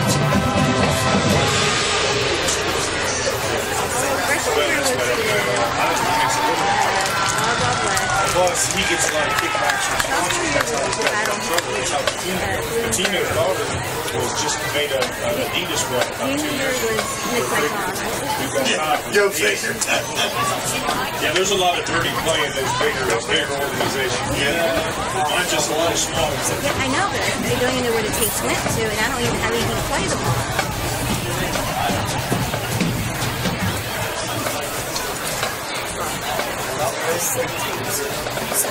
Well, probably the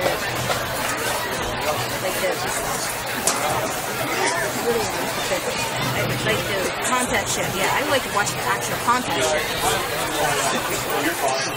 Yeah, I want to actually show Thursday and Max.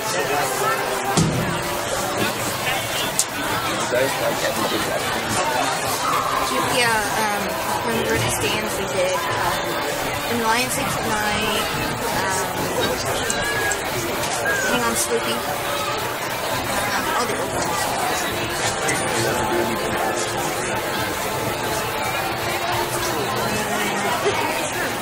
Did any band do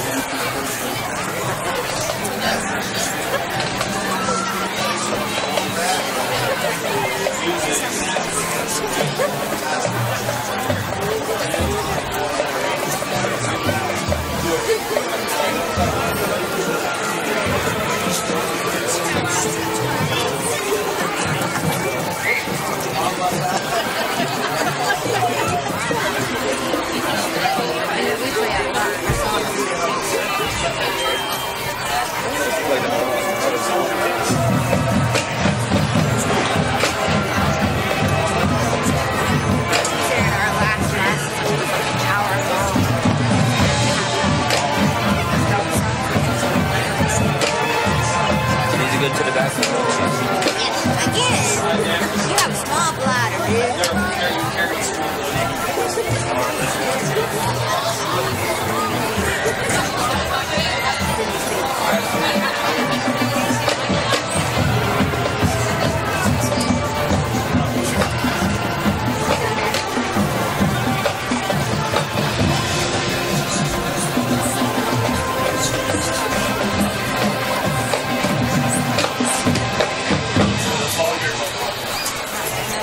Car to get my cell phone. I remember I wore a jacket. I was like, what's my cell phone? Where do you have to sign up? You got to let me give you some information for a second. You got to pay right some information down on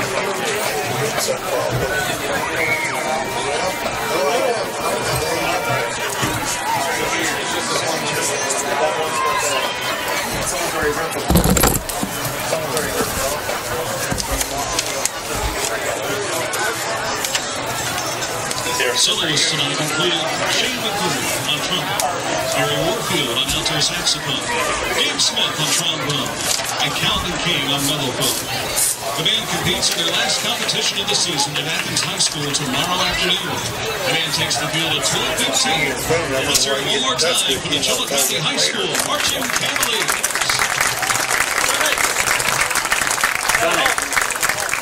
And she saw it. Sorry. Yeah, you must. That's okay. I didn't get it. You appreciate it, Rob. Crunchy nachos, stuffed Fritos, and deep fried veggies. Choose from a large assortment of ice cream, Indian patties, 22. Medium and tailgate.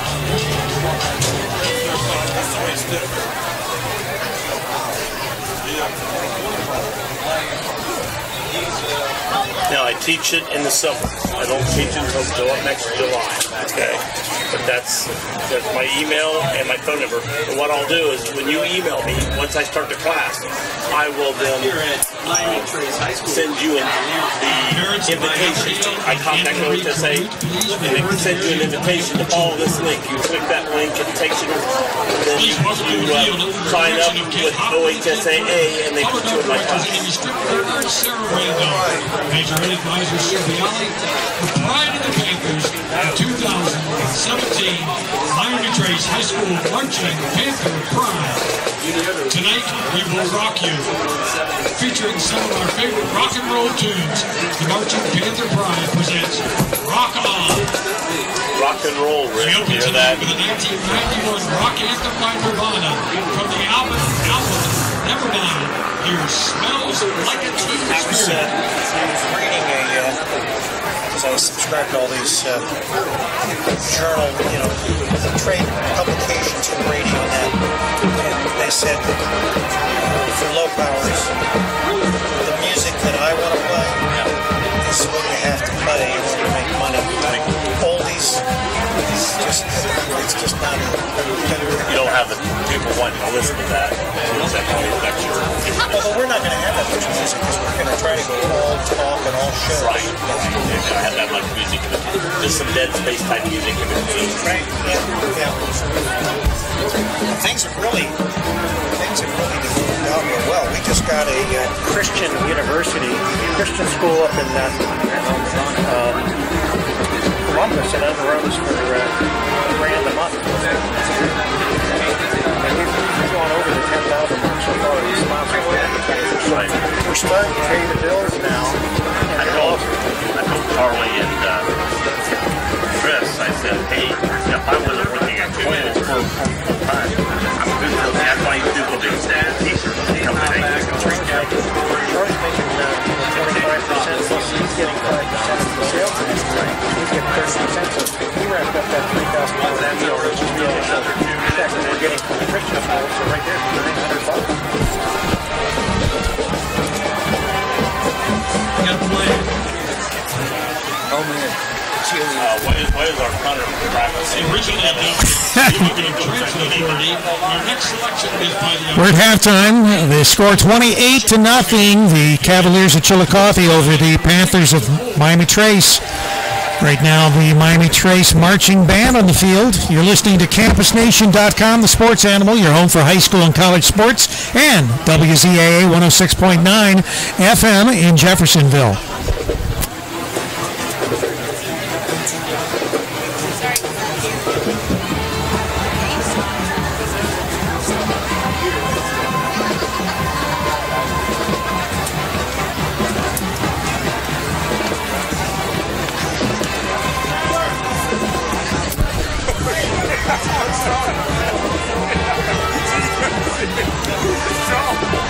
You know, Joe, next week we've got the same Cavaliers against the Blue Lions on our schedule for what we're going to be picking up. And then we've got the Western Brown Broncos coming in to play the Wilmington Hurricane at Alumni Stadium in Wilmington. And then tomorrow we've got two big college games.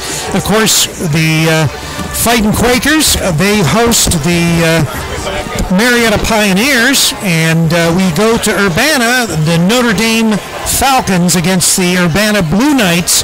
The Urbana game gets underway with our pregame at 12:30, and of course Marietta and Wilmington will get off at 1 o'clock with our pregame for that game at 1 o'clock, and the game actually the pregame's at 1:30, the game is at 2 o'clock, so we've got a little bit of time between those games. You'll be able to catch part of our game in Urbana, and then maybe tune back over to the Fighting Quakers if you're in the area here.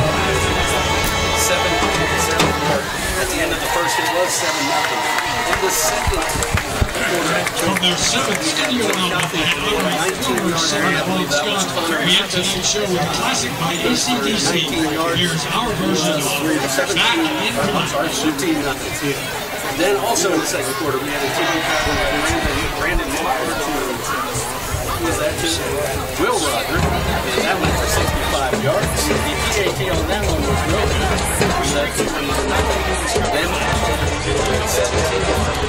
Last third down, Harris 35 yards, it was a 2-point conversion. Same, I saw two. Do it again. Auburn Harris. So that's go over some of the first half stats. Total offense, Cowboys had 225 yards total offense. Miami Trace was 101. Roughly they've run 37 plays, 4 yards 20 though. Passing wise, Brandon Walker is going for 115 yards. Wait done for 115 yards. Miami Trace is going to go for 20. Here comes Travis back with my food. So there comes Travis back with my food. Oh, thanks. Yeah, I went to go to the bathroom and to find my phone that was already up here in my coat. I was going, where's my phone? I must have left it in the car. So I went down to the car, and just as I got to the car, no.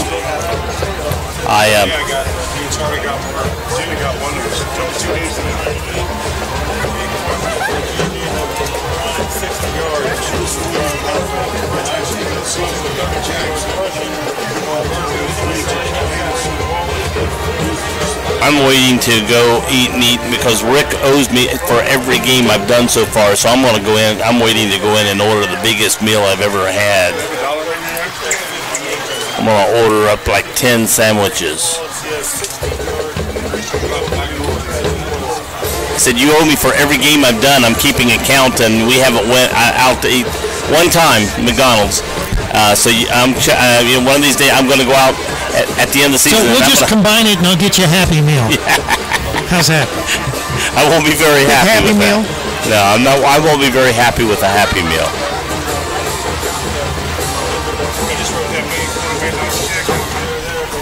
Right.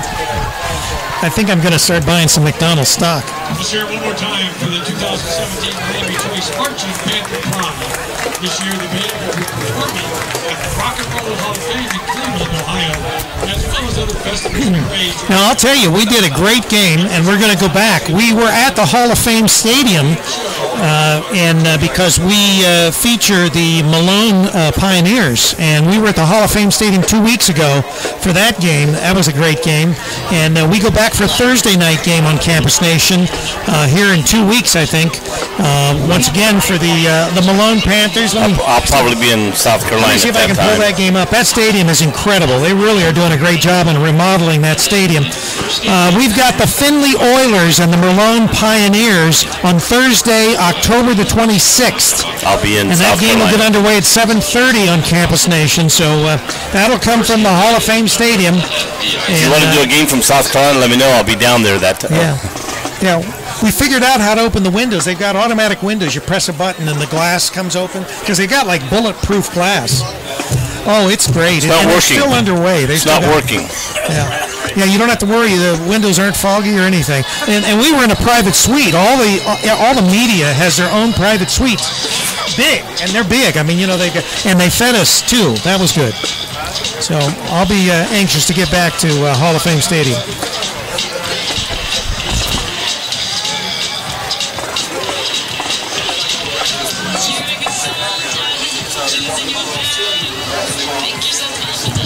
We still have 150 left in halftime. We'll add 3 minutes to that, Joe, because the band from... Oh, that's right. You're right. Sorry. Get that 3-minute add-on warm-up. I keep forgetting about that. Mr. Charlie informed me of all that.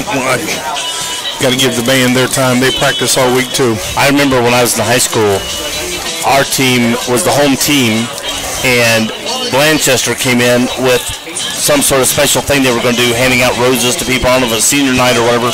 And so they came out first. The other team comes up first. Well, there's a half-hour halftime. They took like 20 minutes of the halftime. So then our band comes out to do their halftime, which took about 15 minutes, and the referees came out to start the half, and our band was still on the field. So they waited until halftime was over. They walked out in the field, threw a flag up, and penalized our team 15 yards. for delay of game because that's no good. And it was technically the other team's halftime that killed it, but they're not on the field at the end. It was our band that was on the field.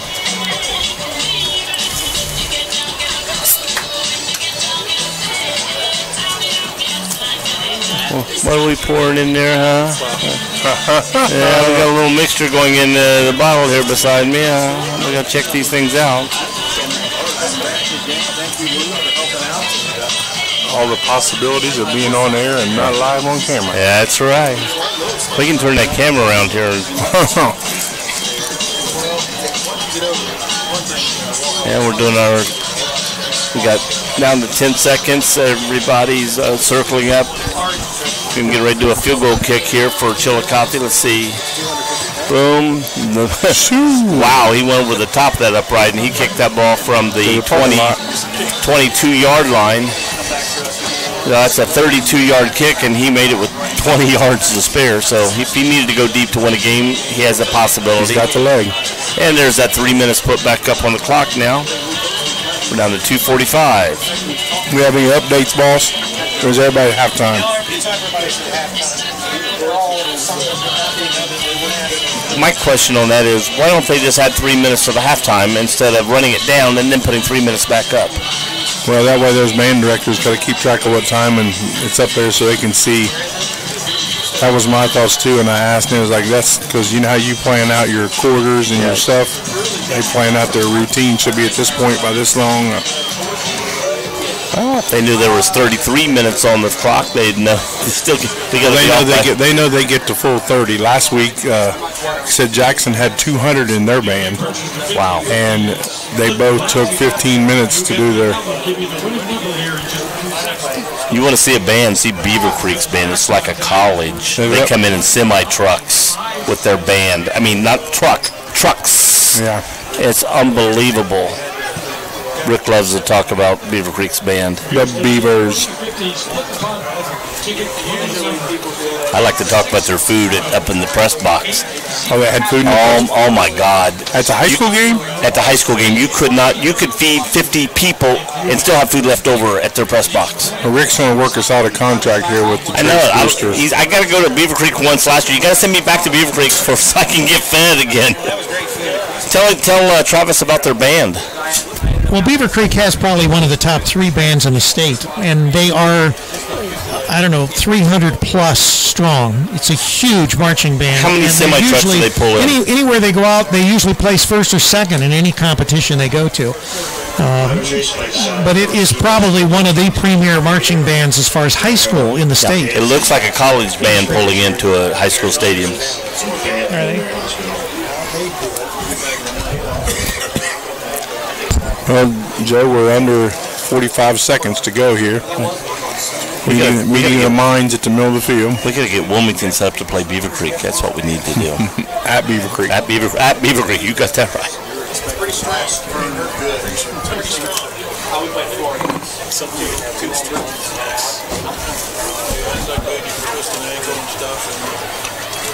There we go. We got 20 seconds to go to halftime. Chillicothe is going to get the ball first. They've got to come out and make a stop. Mean, quickly. I mean, there's no. If you're wanting back in this game, the first thing you got to do is you got to stop Chillicothe quick, get the ball back, and make a statement. They did move down the field last time, yes, so now they've got to grow on that, move down the field. If they want to pass, the passing game's there. You just got to hit the open man. When you got to mix it up a little bit. And he started looking to the left when he got down toward the end zone. So Miami Trace has to come out, get a 3-and-out on Chillicothe, and come out and put some points on the board. But here's one thing he does, I've noticed. When he comes out, he either looks left or he looks right. It's not look left, nothing there, I'll look back right. It's one or the other and stays with it. Taylor's a nice quarterback, Joe, but you know what you got on your right side of the field. Look your left. It only takes a glance. Even if your play is going to go to the right, when you come back, you look away. You look left. If for some reason it's 1-on-1 and the guy runs past the guy who's wide open, you've got it. Yeah. If it's not there, then you turn around to your play, and everybody's maybe looking this way because you're, and then that makes your other play come open more because you're not looking there. Yeah, Taylor's got to look away from Wallace and Hughes, and note. Well, if nothing else, even if he threw one or two over this guy's head over here, throw toward him to let him know he's not going to keep him honest. Yeah, you got to keep him honest. Do you think they would come out with an onside kick here? No. I don't think so. That's one of the questions on your mind always when you're behind. And I'm not. I'm going to give I'm going to kick it as far as I can kick it. Give my defense. Say, hey, we're going to set the precedence. We're going to get a 3-and-out on offense. It's up to you. What happens? He's not going to squib it. Nope. Nice kick, deep, caught at the 11-yard line. Brought it back 20, 25, 30. Wide open. 40, 45, 50, and he's caught. Oh, and we're going to get a horse collar. Horse collar. That had to be a horse collar. Throw it. They did not throw it. Did that look like a horse collar? Oh, it did. That's. I don't think you could clarify horse collar any more than that. No. He grabbed him up running and just twisted him around. What's coach's name for Chillicothe? What's the coach's name for Chillicothe? Gotta wonder if that was a penalty or not. Big Shoemaker. That was a heck of a run there by him. That was a heck of a run. Right on the 40-yard line. He only had one guy to get around. So there's maybe one more block, and he didn't get that to the house. Yeah, he Coach, I don't know Coach's name for Chillicothe, but right now he is giving the referee everything. So he must have saw what we saw, right? Well, I'm sure everybody in the stands saw. There goes. Brandon's going to keep it. He's gone. In the middle. Yes, I went to the fake. Shoestring tackle by I thought it was a good fake that time because I followed JJ, and all of a sudden I realized he didn't have the ball. No. So the play came back to the right. They're lining up quickly. It's going to be a 9-yard run. They're going to try to put the points up and put it running. That's what they want. They want to go down the field quick, get that clock running. That's what their intent is here. Well, they're figuring if they score, Joe, they're going to shoot. Miami Trace is just going to crumble. Yeah. They're taking off a long time. They're taking a long time. 8 seconds left on the shot clock. Oh. Yeah, he runs to the left. Looks like it's a broken play. Good defense. Went out with him, stopped him. Loss. He's going to be close. I think it's going to be either a loss of a yard or no. Did he lose it? Yeah, he lost. Yeah, he lost about. It's going to be 3rd and 2. Yeah. Third and a full yard now. 3rd and 12. 3rd and 2. That's 2. That looks more like 1 to me. 3rd down, a long 1. Well, look where the yard markers are, Joe. Is that 1 yard or 2? A yard and a half. Yard and a half. There's Travis's our 4.5 statesman feet. here. 4.5 feet. All right. So 4 down territory though, and hands off up the middle. It's going to go all the way for a touchdown. Nobody around him. He hit the hole to the left, and there was nobody there. Now, was that Mathis? No, it was number 2. Yes, it was Mathis, wasn't it? Yes, number 2, Mathis. It was 2. I thought it was 2, but then when he turned around, I thought I had 2 numbers on it. There must be something about that right side of Trace's defense because Jackson ran left over left. Well, you said there might be a couple guys hurt and somebody. Well, he was the right offensive right tackle. But I'm talking on the defense. The other day, Jackson ran right over left guard, left tackle, right towards that right side of the defense. Here's a snap high, kick up, looks good, and it is good. So with 10:22 left in the 3rd quarter, 35-0, and we will now have a running clock. Yes.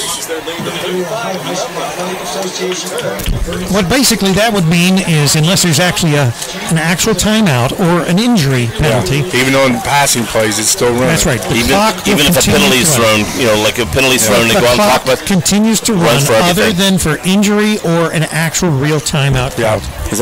Is that for everything but an injury and an actual timeout? No, Joe. It does include in case the referee needs a water break. Yeah. Well, they need to have a substitution of a volleyball referee for one of the zebras down there. That's it. I can go down and help them out anytime they need. Joe's got his shirt packed right here, ready to take. I used to always throw my striped shirt in the back of the car just in case. Just in case one didn't show up. That's Joe's right. filling in. That's happened in basketball. I believe it. Discussion came up during the coach's corner when the Cavalier Tom McClaskey came up with the and here we go, run up, let's stop. If that grass is wet and they do that, somebody's going to slip, hit the ball, it's going to roll about 2 feet. Is the purpose of that if you're going to try to do an onside kick and they're not ready, you can just squib it? And everybody's right there moving. And here comes a high kick. It's coming down out of bounds. It's going to be around the. It went out of bounds. Nobody touched it, so we're going to get it. What do they get in the high school? 35, isn't it? I think it's started at the 35. See, I always lose between high school, pro, and college, and mix things together. It started at the 30. I thought you weren't watching any pro games, Joe. I said no. From the old. I mean, other than the Buckeyes. Other than the, I just go by the old. They're pro, aren't they? Buckeyes. They play better than any pro team I know. Well, that's for sure. Just get them a couple of AAU sponsorships, and they'll be all right. Ask Patino. All right, Panthers. Didn't go there. 35-yard line. We got 3 in the backfield, 2 at the quarterback. It looks like a new quarterback. Is that Taylor still? I think it's Taylor. Yep. Yes, Taylor. Hands to. Oh, smacked by a whole bunch of Chillicothe. Man, did he get smacked. And that was Wallace in the backfield. I think Wallace has to take a ice-cold whirlpool bath at halftime. Oh, gosh. They run that poor boy to death. He ran hard and got right back to the line of scrimmage and hit. So it's going to be 2nd and 10 plus. 11. Not sure whether there's going to be an extra point kick, but Goshen up on Massey 20-14 now in the third quarter. JoJo called it. Rewind to the left for the Miami Trace Panthers. Going to run the screen on him. Oh, he's going to get it. Boom, I saw it coming. He's lucky he kept a hold of the ball. Yes, he was. Nobody picked up that defense. Nobody. He just came in 90 mile an hour. Nobody slowed him down. The screen was being set up over here, and just before, he just lucky because he didn't that's get the same one that blew him up earlier, remember? Yeah. Beaver Creek's put 2 scores on the board now. They just trail 24-14. Wow. This is at Springfield. We got to set up a game Wilmington at Beaver Creek. Yeah, because we want to make sure that we are at Beaver Creek for Subway and B-Dubs and all the other great stuff. All the other homemade fantastic food. Chillicothe's back in kind of like a zone read. They got one in the backfield and fakes the handoff, throws to the right. Oh, nice open field tackle. That was good pass. He threw it out to Wallace, but it was a little slow. It floated out there, which gave the defense time to make a move on it. Nice look, but now you're 4th and 20. Now, Joe. Yeah. Do you want the Washington McLean score? No, sir. Okay, so I won't tell you it's 41-0. No, thank you. Okay, I won't tell you that. Thank you. Thank you, but no thank you. So now Wallace, here comes this little squib kick again by Wallace. Watch him drop it to his soccer style to the right. I bet it doesn't go 15 yards. Come on, Mr. Wallace. Get it up there.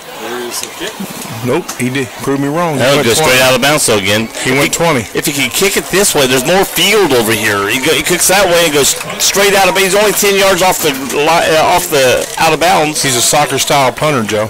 Turn your body. Turn. But he's not. Kick of 20 yards, so they'll take over. I mean, you could get a freshman that could kick further than that. I don't think it has anything to do with what class, or what grade you are. I think it's more like it's the style he's kicking. It's the soccer style. Now, well, that's what I'm saying. They need a volleyball style kicker. That would be a lot better. They could just hit it with their hand. If he was a soccer player and used to kicking that way, I see a lot of these teams are getting soccer kickers just to come kick it. Caught him on the slant and caught it quick. That was 12 for Will Roderick for Chillicothe. Start to say circle. They're going to go hurry up offense again. They're going 2nd and 2. That clock's running. They want to score quick. They're saying. What's coming down to playoffs? And we got a penalty. Somebody from Trace got into the line. Be first down. Did they call that encroachment? Yes. We're down to week 8, Joe. It's starting to come down to points now. I didn't think how many points you beat somebody by had any effect in the. I didn't think that used to be, but anyway, they took that away. It goes on your record of who you beat, how many wins you got, and what division they're in. Right. That's right. Who you beat. Yeah, you get different level points for different division levels. Whether you beat Trace by 1 point or 60 points, it's a win-loss. That way they don't run the scores up. People get hurt.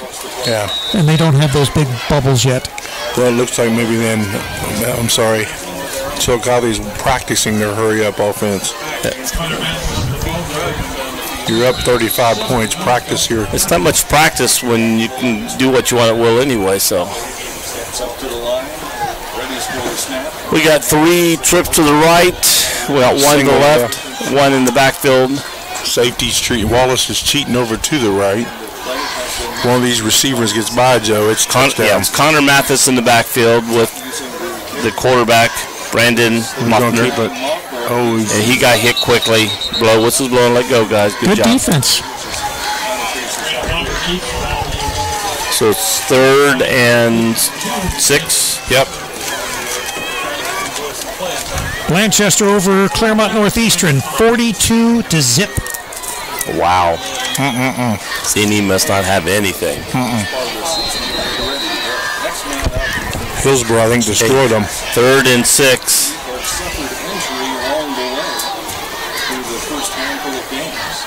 Back to the quarterback looking left. There's a flag down as he catches the ball on the outside, thrown and pushed out of bounds, but it could be coming back. Let's see what the penalty is. It was a screen by Chillicothe. Chillicothe set up a screen there. Almost like holding, defensive holding. It's going. Oh, was it? Yep, Looked like a moving pick. That's why I thought maybe it was going to be called too. But he gave the sign hold, wanted toward Trace. So probably when they were setting up, that guy thought he was getting beaten, reached around, grabbed. They ran that pick and roll, and he couldn't get around him, so he held on to him. Going to walk it back to the 25. Going to mark it off. First down. Schweitzer. Why would you replay 3rd down? It'd be first down. Hey, thank you. He corrected himself. Yes, sir. Quickly. 3 minutes, 37 Empty seconds. backfield. Trips to the right, 2 to the left. Quarterback back, looking right. He's being rushed. He's being rushed, but he's running to the right. There's nothing wide open. Gets pushed. Oh, almost. He stopped and then tried to stutter. Tried to stutter, but I don't think he got. He got around the 5, 4, 3. Where's that? 4, 2, 1. He got to about the 2, Joe. Let's see. Maybe the 3. 3. You're closer to the 5. Yeah, he's about the 3. Yeah, because I'm looking at the bright white line for the 5, and I couldn't tell if he was 4 or 3. You know how far off of it he was. He's inside the 5. Chillicothe's got some coaches. He's inside. He's inside the 4 too. It's smack between the 3 and 4 is where the ball is.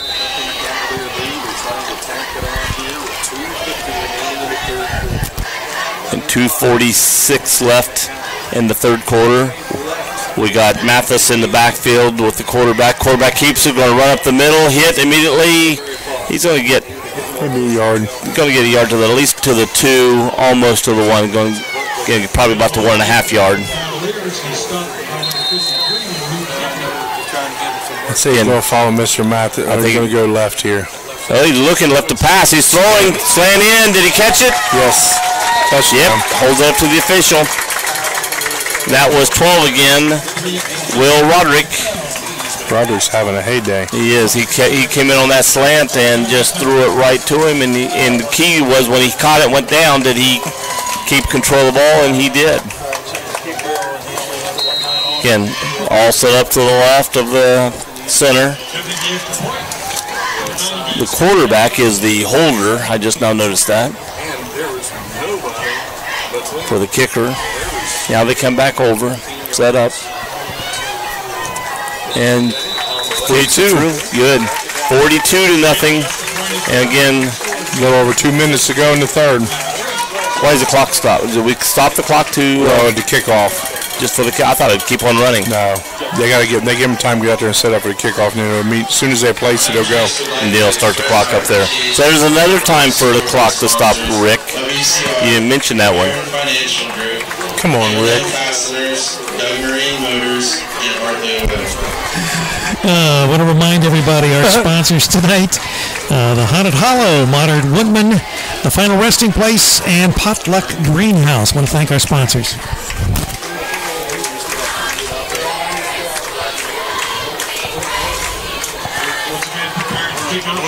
Jump sometime. Huh? One of them's going to jump sometime. Oh yeah. McLean scores. It's 41-3. Who's that? McLean scored 3 points. It scored. We don't want to announce that? No. Okay. Oh yeah. We could leave the 41 off. We could just say the 3. McLean got 3. Like I said, Did we say McLean got 3, or did we say Greenfield McLean got 3? However you want. Again, I like Coach Andrews. I think he does. He needs to have You can only time. do with what you got sometimes. That's the key. Deep kickoff, going to be caught at the 2. Here he comes running out. Wallace has the ball. Ooh, low. That's low and gets out to the 26. Yes, sir. Slow to get up. Well, instead of going left or right, he just put his head down. I'm going to a hole, boys. Here I come.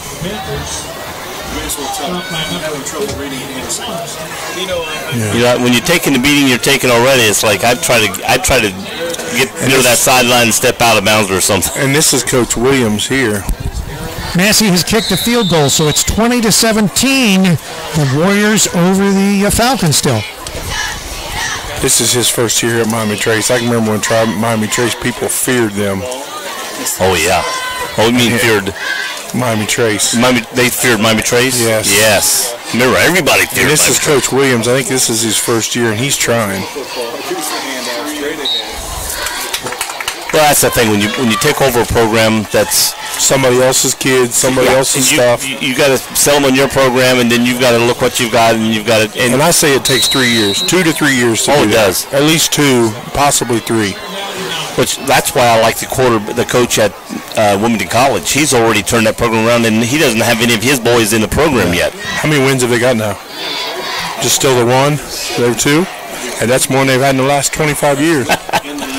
I don't. Not I'm aware. Chillicothe Joe is just keying on them boys. Huh? What position?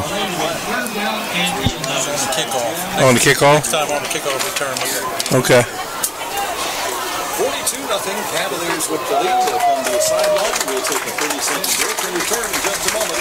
You're listening to the Cavaliers. Yeah, because it's not one of the regular ones up here. Springfield 30, Beaver Creek 14. They're in the third.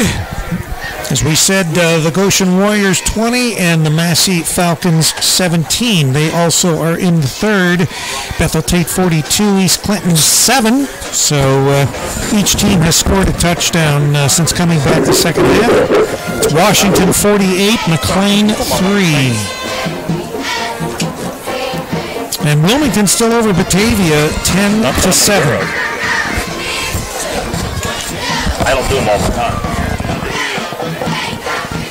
I think I saw them all ago, but yeah, I don't do trace all the time, so I don't know their team as well. I've had the last 3, and I don't remember it. I have to check. Yeah. What's your number 5?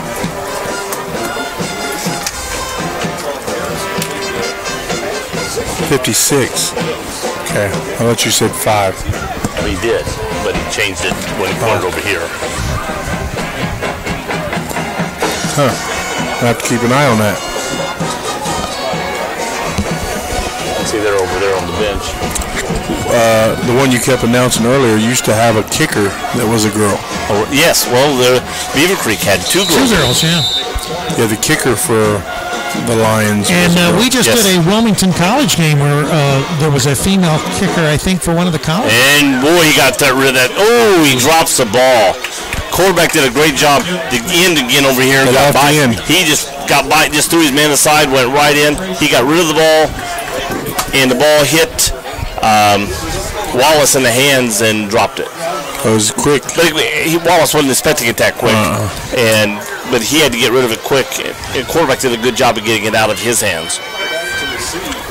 I was keying on that time. I was looking right through it, and boy, he just, you could see the blitz coming. 40's getting back deep there. The punting game for Miami Trace has been to the sideline throughout the evening. Here, kicks that one a little deeper. Going to bounce around, going to go out near the 40. 35 on that one. He finally got a decent one, kept it in bounce longer. So you would think he would turn his body more. That's what I'm saying. If I'm going to drop it, I'm going to bring it around and drop it in front so it goes to the middle of the field. Right. But it looks like he didn't want to because he wants to kick. Here comes the rush, so he's trying to kick it so his leg's going this way, not right after guys coming toward him. When they played Logan Elm, Massey, and Jackson, there was numerous times that he got blocked from guys that weren't even rushing in real hard because he was kicking to that side. Here we go. Courthouse. We've got a new quarterback in the backfield this time. Or Chillicothe. Who did I say? Circleville. Courthouse. Yeah. Well, they're blue. That's about the only thing they have in common with Courthouse, Joe. Blue. And he's going to be. Is he doing the game next week? Oh, and they've also got a C on their uniform. Seaford Courthouse. Yeah. Well, I don't know if he'll be. Maybe we need to have him do the Courthouse. Oh my goodness, because it's Chillicothe in Courthouse. I just say Courthouse. No, I'll be calling him Trace. Here we go. Because I called Chillicothe Courthouse this time. So. Yeah. And 20 got the ball going up the middle, and he breaks through the line, gets about 8 yards. McKellen. Lee McKellen. So it looks like Chillicothe has went to their second, maybe some of their third team. There's a lot of uniforms out there that are bright white. Does that mean anything to you? Uh-oh. Goshen, 27. Massey, 17. Woo! There go them Falcons. Springfield, 36. Beaver Creek, 14. Bethel Tate, 49. East Clinton, 7. And quarterback's going to keep her, going to run around. Oh, there's somebody there, and I can't get away from him. He hit his brakes fast, but there was just no way of getting away. Got him put on. But that is Adrian Beverly, the backup quarterback. Still have yet to get a third quarter update on that Wilmington-Batavia game. Still 10-7. That's all I've got. Joe's going to put in the call. Well, I've already put out to Facebook a while ago for people to update me to see if there's anybody updating my Facebook. Nope. Joe's calling the Oval Office for the school. Oh, my daughter's posted something. Probably listening to me, making fun of me. Quarterback pressure. Oh, he's hit. And did he fall? Came down. I think his looks like he got the legs taken out from under him, and he slammed his head into something, like another player. Who was that? Mr. Wallace coming? Yes. All right, here's Bob Malone. East Clinton 0, Bethel Tate 35. Just getting ready for second half. Well, but East Clinton and Bethel Tate are now out of their the score is. And as far as college is concerned, 49-7. Here's a big one. Clemson is losing and just lost their quarterback for a possible concussion. So Clemson's in trouble right now. Who are they playing? I don't know. It doesn't matter, I guess. I don't care. It's Clemson. Joe, be nice. Spoken like a true Ohio State Buckeye. That's right. Yeah, I know it. Pitch out. Uh-oh. Let's get this little stiff arm. Oh, and he put the arm out to stiff arm. The guy grabbed it and just spun him around. Oh, boy said, thank you. Give me something to grab. All right, I'll grab your arm. He loses a yard on the play, so it's going to be 2nd and 11. Is that Crawford? Crawford broke it down. Some of the Chillicothe players have been staying here supporting the first string and starting to throw on their lids. Trying to get in here in this fourth quarter. Uh-oh. Going deep. Oh, he had it. Boy, I thought it was picked, but... I think he was just kind of playing it safe.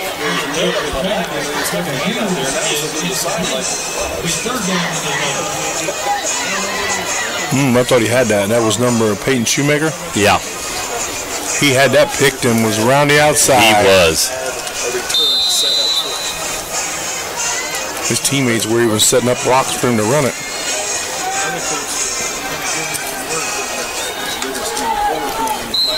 And the whistle's blown. Emotion. What did you say the last score of the Wilmington game was? 7-7? 10-7, Wilmington over Batavia. That's what I've got as the most recent score, and that was at the half. Miami Trace had 3 guys in motion at one time, Joe. Wow. So they're running back now. It's going to be third and 16 or 17, yeah. But I'd say 17 myself. What's the scoreboard say? 16? A lot. Yeah, it's 16. 3rd and 16. And the clock continues to tick down. 7 minutes left in this third quarter. Clemson's playing Syracuse. So the Orange. I thought you was a South Carolina fan. My daughter lives in South Carolina. That's Clemson. I said my daughter does. And we just lost another 10 or 12. Yeah, he's back to quarterback running around. He's a high state to the bone defensive there all of a sudden. To the bone. To the bone. Bloop. Clarify, my daughter lives in South Carolina. You said you thought you were a South Carolina fan. I go, So, well, no, that would be. A lot of people like South Carolina. So how are the Irish doing? Because I don't really follow them that much. Not so well. I haven't had a chance to get to watch them. Oh, okay. I know that Woody Hayes always liked the Irish. Busy. We wanted Notre Dame to be in the Big Ten at one point. Yes. Yeah. But he gave up too much. Oh, that's a short punt. That hit. Oh, that hit Chillicothe. Yeah, but it hit him in the back. So, do we have a flag down? We have a flag down at the line of scrimmage. So, Joe, you don't have any Facebook friends that nobody's talking to him. I just told you, East Clinton gave me a score. East Clinton is not what we're interested in. We're interested in Wilmington and Clemson, Batavia. and I got one from Clemson, from South Carolina. Yeah, and two we do not care about right now because we've got a crew over in Lee's Creek. We can get that score anytime. Yeah. We don't have to go to Facebook for that. Well, the other people are so the Clinton Massey people are stunned, and they're not looking at There's their nothing to be stunned about. They haven't played anyone yet this year. This is the first team that To them, they're stunned. Well, yeah. I hate to tell everybody. And I like Massey. I mean, in Massey's preseason, not preseason game, but before the league started, like when Wilmington was playing their big teams, who was Massey playing as their non-league games? Trace has got the ball. They have come back a little. They've got 23 now. On the 47. Quarterback throwing to the left, looking to throw deep. Got him. And good defense. I mean, yeah, he did have Schweitzer out there. Got a hold. Too much of a rainbow. And Lee McKellen was able to. That's the one we mentioned on offense a minute ago. He was able to come and bat the ball away. So it's 71. It's 27-23 now. Goshen over Massey. So Goshen with a 4-point lead. So must have been a penalty. Penalty. A passer in 71. Who's 71 for Mr. Williamson? Roughing the passer. Yeah. Because as soon as he threw it, our eyes went downfield with the ball. We didn't watch back there. I didn't see it, but I don't think it was too rough. It might have been a mercy call. 5 minutes remaining in this quarter number 4. Taken by a true McLean fan there. Hey. Mercy ruling. Hey. That sounds like Fat Albert. Taylor in the backfield, running to the right, looking, throwing, caught, and taken out of bounds by, and that was by Kobe Hughes. Got a first down to about the 20, Joe. I like to look back and make sure there's no yellow flags. So we got that immediately. So we got it down to about the 17s. Yes. Panthers got to score. They got to have something to build on for next week. Yeah, it would be nice if they could punch this one in. I don't know who they have next week, but it's away. So Trace takes a timeout. The clock will stop. 4:18. So do we want to hit one of our commercials? I'll read a couple here, and we'll get these out of the way. I didn't know if you wanted to do a top Potluck Greenhouse, their first annual Amazing Fall Festival, taking place on the weekends from the 30th of September through November the 5th. They're located at 6555 West State Route 73, just off I-71 near Wilmington, and they offer a 5-acre, get this, a 5-acre corn maze, hayride, pumpkin patch, bouncy house, food vendors, local honey and mums. Hours of family fun and entertainment await all at the Potluck Greenhouse.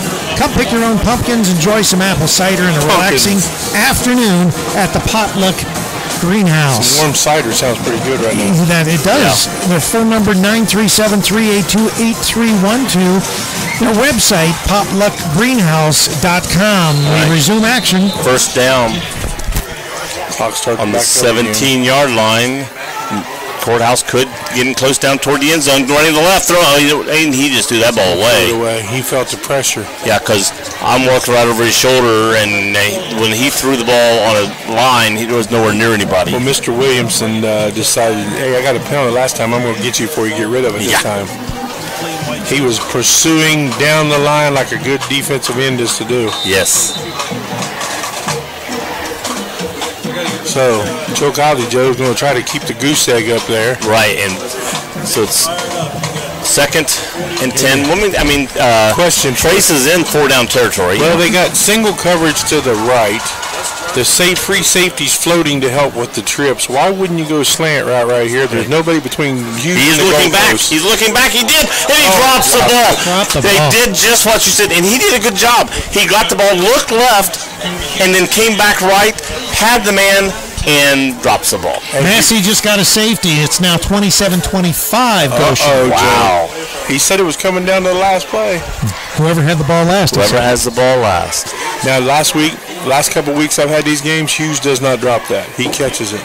It was like here, but you got to catch a ball. He made one the other day that was about at his ankles. Wow. Just went down to get it and got it. Now it's 3rd and 10.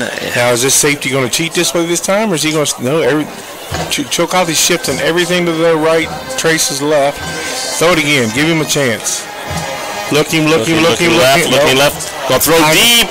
Intercept. The timing, and it's over. No, he just overthrew everybody. When you're in...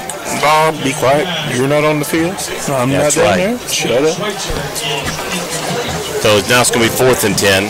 It's a gotta-go-to situation. Even if nothing else, throw to this guy on the slant.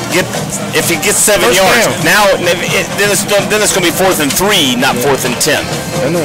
Get the first down. Like you said, maybe you'll get the first down. Then you got a first down. Hughes is not going to miss it again. You got to give him a chance. You're throwing to Wallace and them over there in triple coverage. And I think if he does the same thing he did that time, looking left and then look back right, Hughes will be there. There's a Morey in. Schweitzer's going out. Yeah, Morey come in for Schweitzer. You got a Morey, 82. Who's 82? That's what we mentioned earlier. They're going to leave Wallace in the back. There's no 82 on my screen, on my sheet. Far side is 82. You got looking pitch out to Wallace, who's going to try to run it around the outside. What are you doing, man? And he's going to break it. Did he get out of bounds or get in? I haven't seen in the mercy rule. I think touchdown. I never saw the referee. I heard the other announcer up here saying touchdown, but I didn't see him the referee go up yet. That was a gutsy call. Gutsy call. Good call, Coach. What were you doing?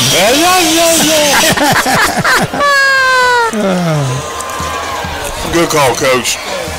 It's always a great call when it works. That's what we said. You know what could to have the been wall. a quarterback read. You know what to the wall. And they took it. They got on the board. It's not enough to get the running clock off. Wallace is the holder. So we're going to pull a little... because he's not been the holder all night. You got Schweitzer out to the left. We're going to fake it and throw it? Nope. Let's just put 7 up and go. Well, because I'm with you because all night long it's been 7 holding the ball, and this time it was. They may have been looking for something in particular to see how the defense was lined up, and they decided they'd just go ahead and kick it. I think. But I was looking for him to turn and throw and run. It could be a run throw. If the guy's open the end zone, throw it to him. If not, run it in. And again, like I talked earlier, Mr. Taylor runs from the sideline to the far side of the field to get the play and back to the play. He's wore out. No, he's got to be wore out. Him and Wallace, there's got to be ice baths over in that locker room. Wait, do they still do ice whirlpools? I think they're allowed to do that still. But it may be a little too cold for them, so they may not be able to do that. I don't know. But anyway, Modern Woodmen offer financial services and fraternal member benefits to individuals and families serving Southwest Ohio. Matt Moore is the local managing partner. They're located at 120 Fairway Drive in Wilmington, Ohio. Phone number is 937-383-3400, and they can help you with all your financial needs. Matt Moore. Are you getting your scores from Max Preps? No, I'm getting my scores from ScoreString. Okay, because they said Jody Ames is updating the Wilmington game on Max Preps, is what I was just told. Okay. So what is the score? 10-7. That's my score. Okay.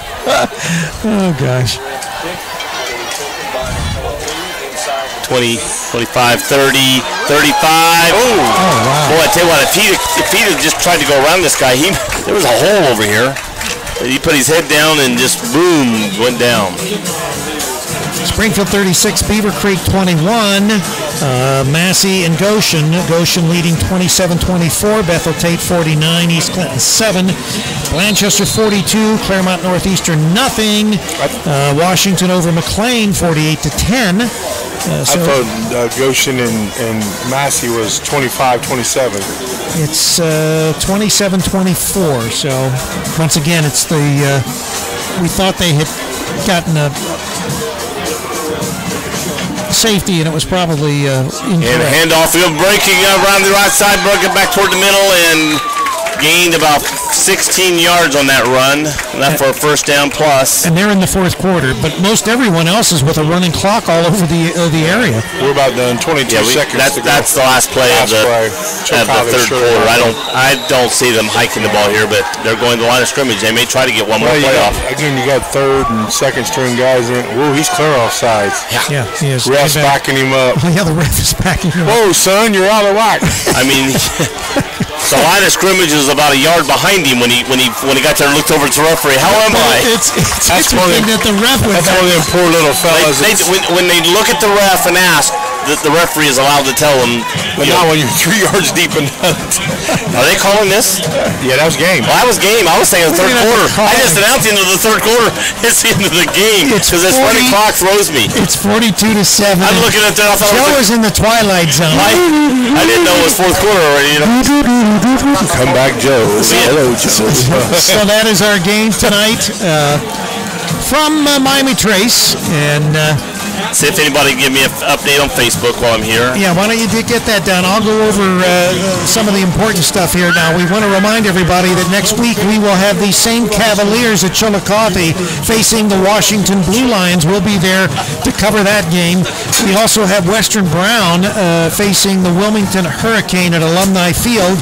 Tomorrow the Marietta Pioneers come in to play the Wilmington Fighting Quakers. That is a 1:30 pregame with a 2 o'clock kickoff. And we also have the Notre Dame Falcons against the Urbana Blue Knights, 12:30 pregame with a 1 o'clock start to that game. So those are the games coming up on Campus Nation and WZAA. Yes. What time is it? It's 9:06. 9:06. Well, this was a quick one. Let's give it another couple announcements. 106.9 WZAA LP, Jeffersonville. There you go. And we've got Joe Davis and Travis O'Connor. This is Rick Phillips from Miami Trace. I think that's probably a wrap tonight. So we want to thank everybody. Tune in next week for our games. Is that chicken wrap? That's chicken wrap. As we head out. Good night, everybody. Good night. Good night.